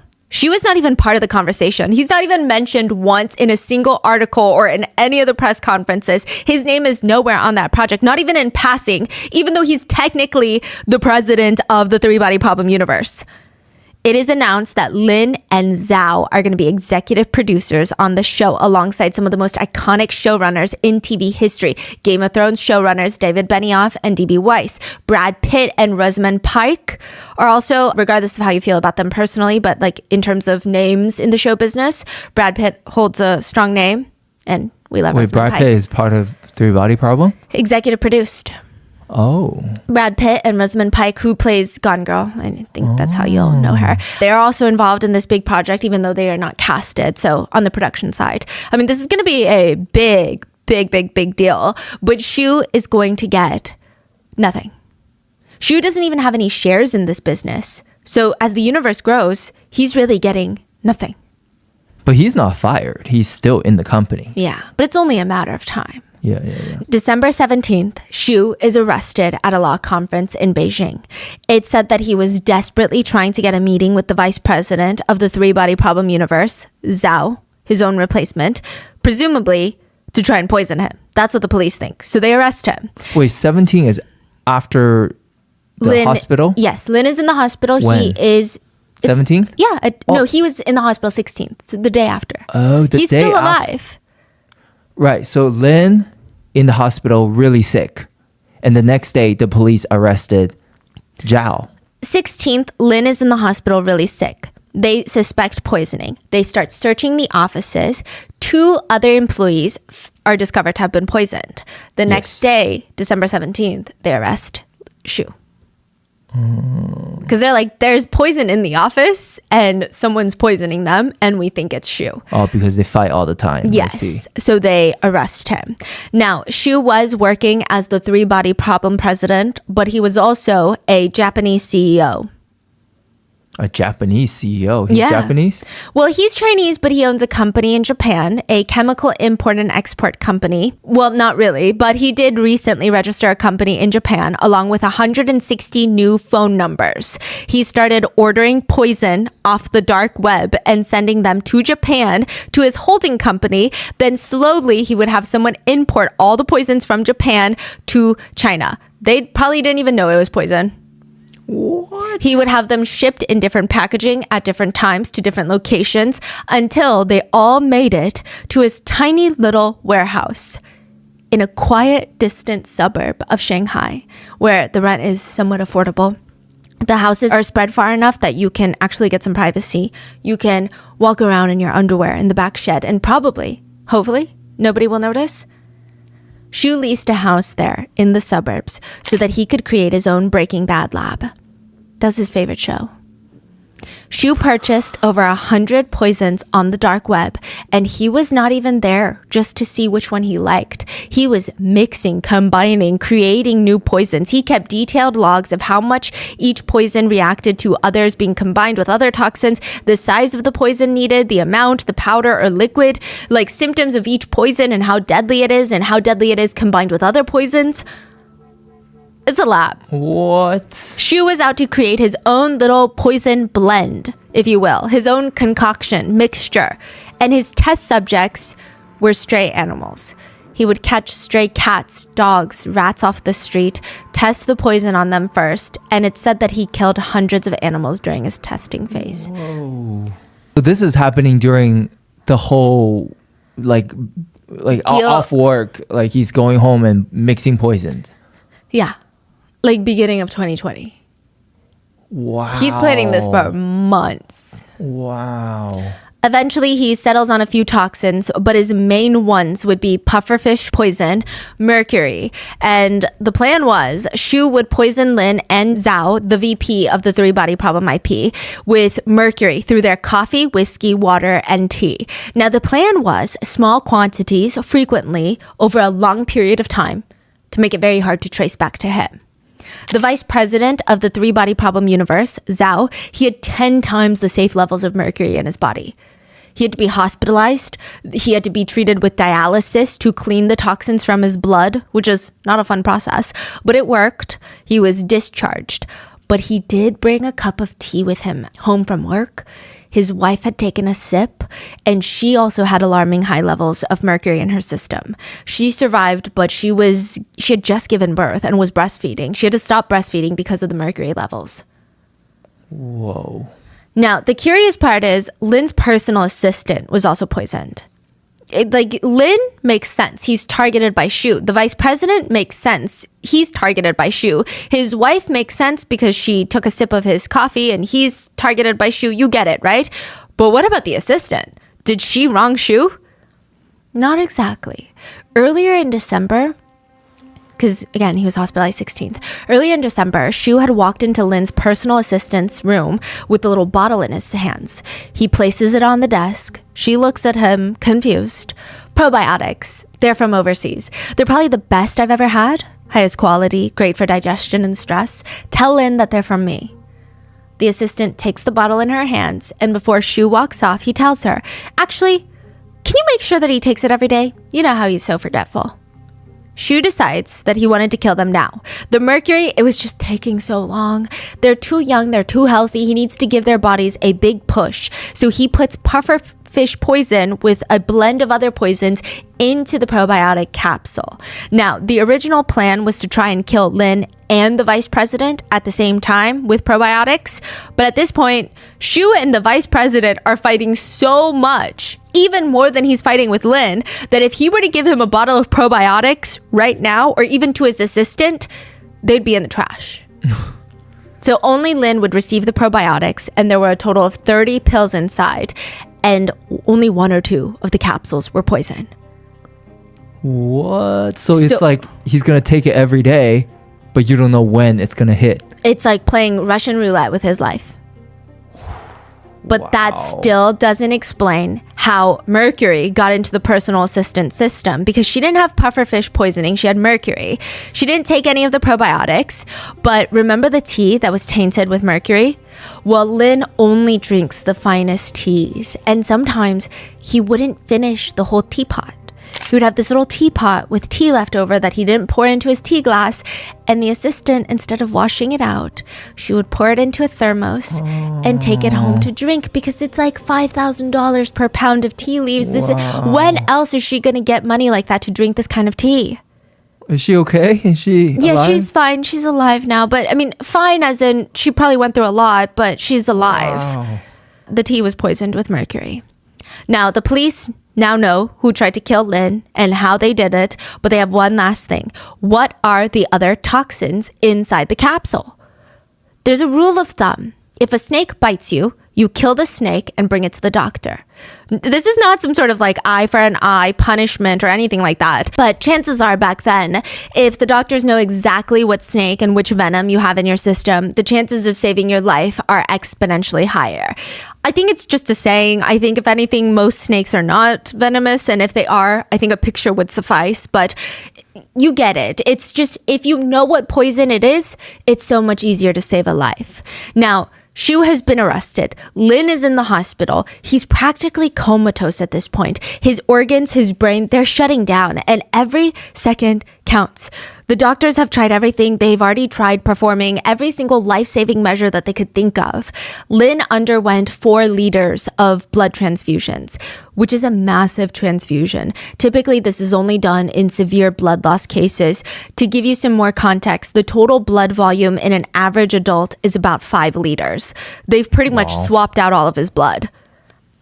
They want to get rid of as much toxins in his body as possible. And for a second, from December 16th, since the blood transfusion, they thought it was kind of working. His state was becoming more stable, but out of nowhere, it just starts deteriorating again, just downhill. He becomes in a comatose state. Doctors believe that Lin was poisoned with a variety of toxins, and they're still attacking his body.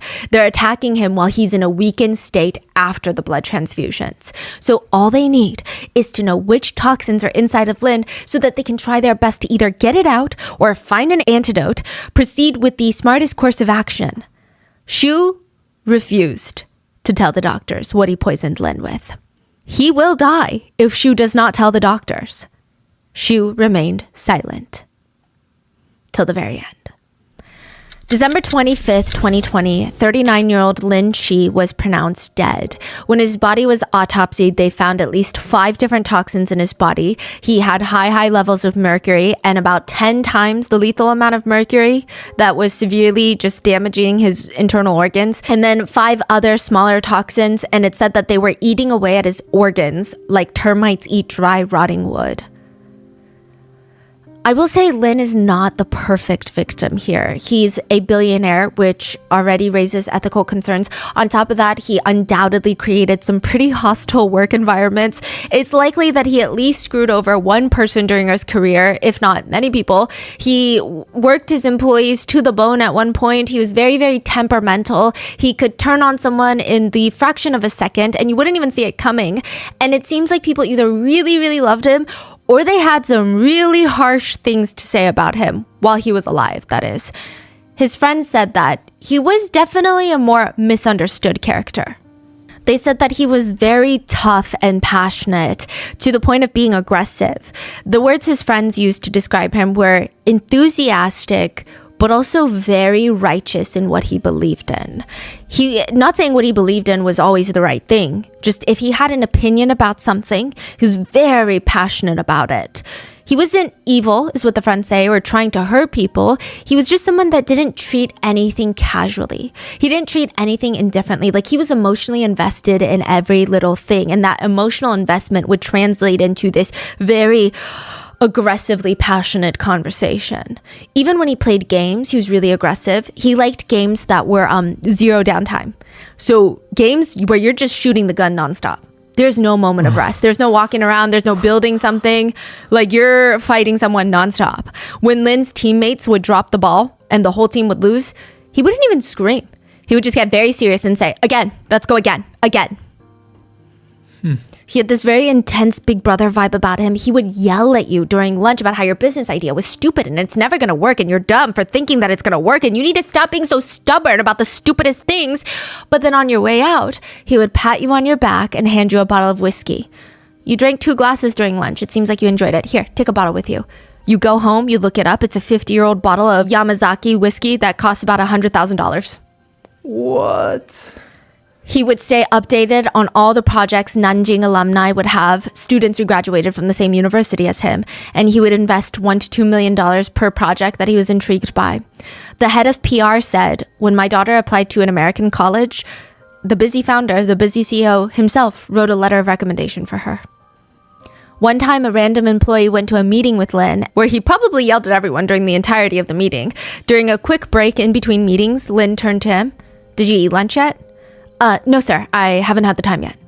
Lin broke off half the hamburger in his hand and handed it to the employee, and they shared a little meal together. And they said that the man was incredibly smart. A friend of his said they had gone on a business trip together once, and Lin turned to him, "What books have you been into recently?" The friend recommended one, and during the 2 hours on the plane ride, Lin finished the whole book that took the friend much, much longer than that. And he was able to really have these thought-provoking conversations about the book. He really absorbed it. He did not just skim it. He was able to grasp all the concepts and ideas. But again, he's a very intense guy. His idea of working through an idea was to argue about it. To him, brainstorming was screaming at someone and having a fight about it. To the employees, he was straight up bullying them at times. And once he was set on an idea, he would bulldoze through everyone and anything to make it happen. But regardless, he was a father to 3 children, and he should have been here to see them grow up. And they're all minors. One Yuzu staff member wrote on social media, "You saw through what was imperfect, but still believed in beauty. Encountered unkindness, but still believed in kindness. Goodbye, youth. We will be together and continue to be kind. Believe in goodness and continue to fight against all that is unkind." One of the employees posted from Lin's account to all of his 2,000 employees at Yuzu, and I'm sure it was approved by his family, but it's a quote from Steve Jobs that apparently Lin really liked, which reads, "I would trade all my technology for an afternoon with Socrates. Goodbye, kids." Before Lin's death, a month before, he was asked in an interview about the 3-body problem, about life and death, and it was a pensive conversation about how he views his legacy, and he said, "What I think about more is how to say goodbye to the world in 10, 20, 30 years, or even when I'm 90 years old.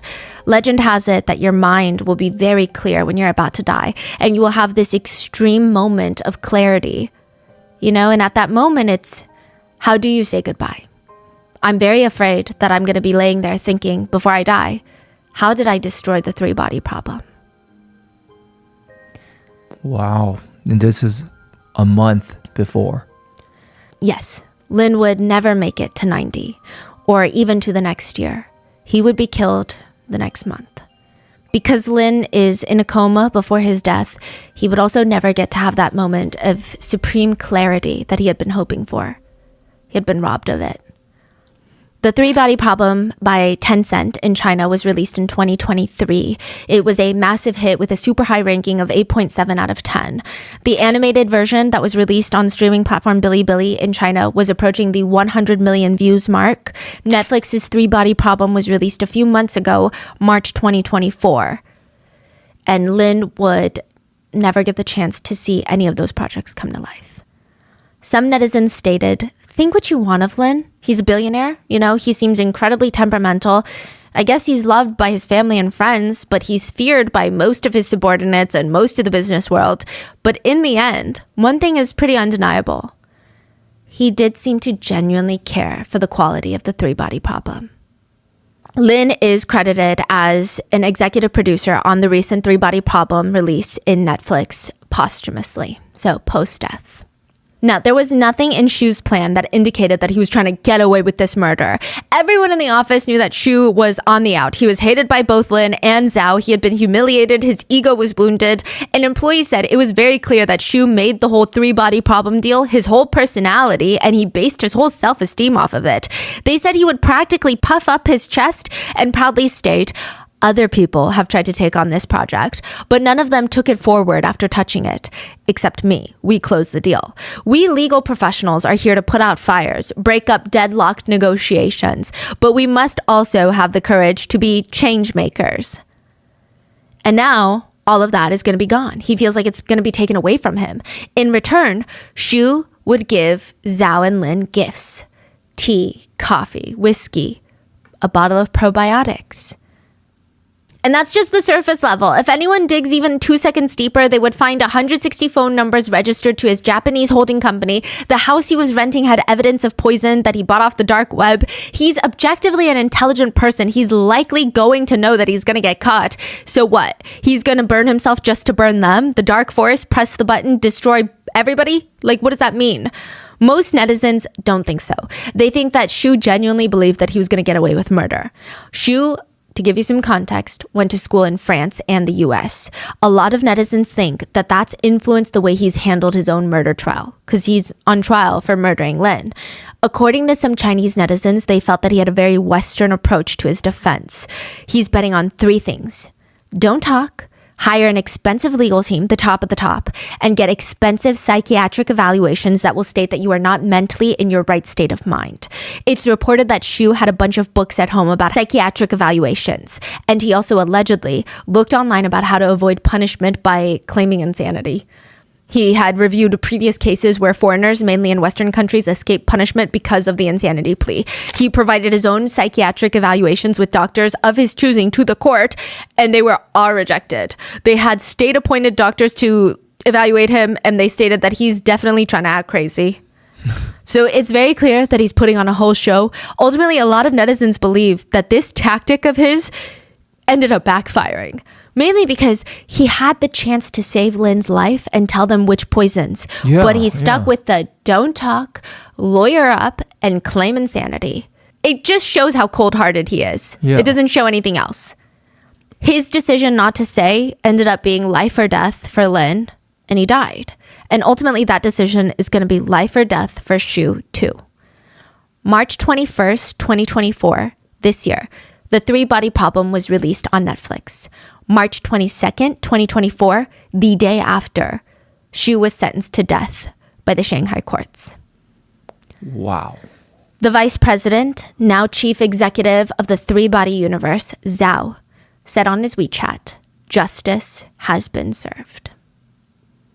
And that is the story behind Netflix's Three-Body Problem. Wow, that is crazy. Yeah, I mean, I think it was just so crazy because I was looking to see if there were any reactions from even the Netflix production team of the news that he died, because it was immediately after they signed the deal. And even the Game of Thrones showrunners, they don't even know how to react. Their statement was, I mean, you see a lot of things in this business. You just never expect to see that happen. Like, I think no one knew the appropriate reaction even because it's so bizarre. Yeah, but you said at the beginning it was Amazon? Yes. They did say something? Or? Yeah, so an insider that was allegedly at the Amazon meeting said that 2 years later, when they found out that Lin was killed by Shu, they said, yeah, I'm not surprised. Like, the amount of tension in between that Yuzu group was just out of this world. Like, I'm not surprised that someone killed someone. Ah. Yeah. Wow. And I mean, what are your thoughts? Have you guys watched The Three-Body Problem on Netflix? It's it's actually not doing well compared to the budget that they spent on it. Really? There's not even conversation about, yet at least, if it's going to be renewed for season 2. Which is kind of crazy. What are your thoughts on it? Let me know in the comments, and please stay safe. I will see you guys in the next one.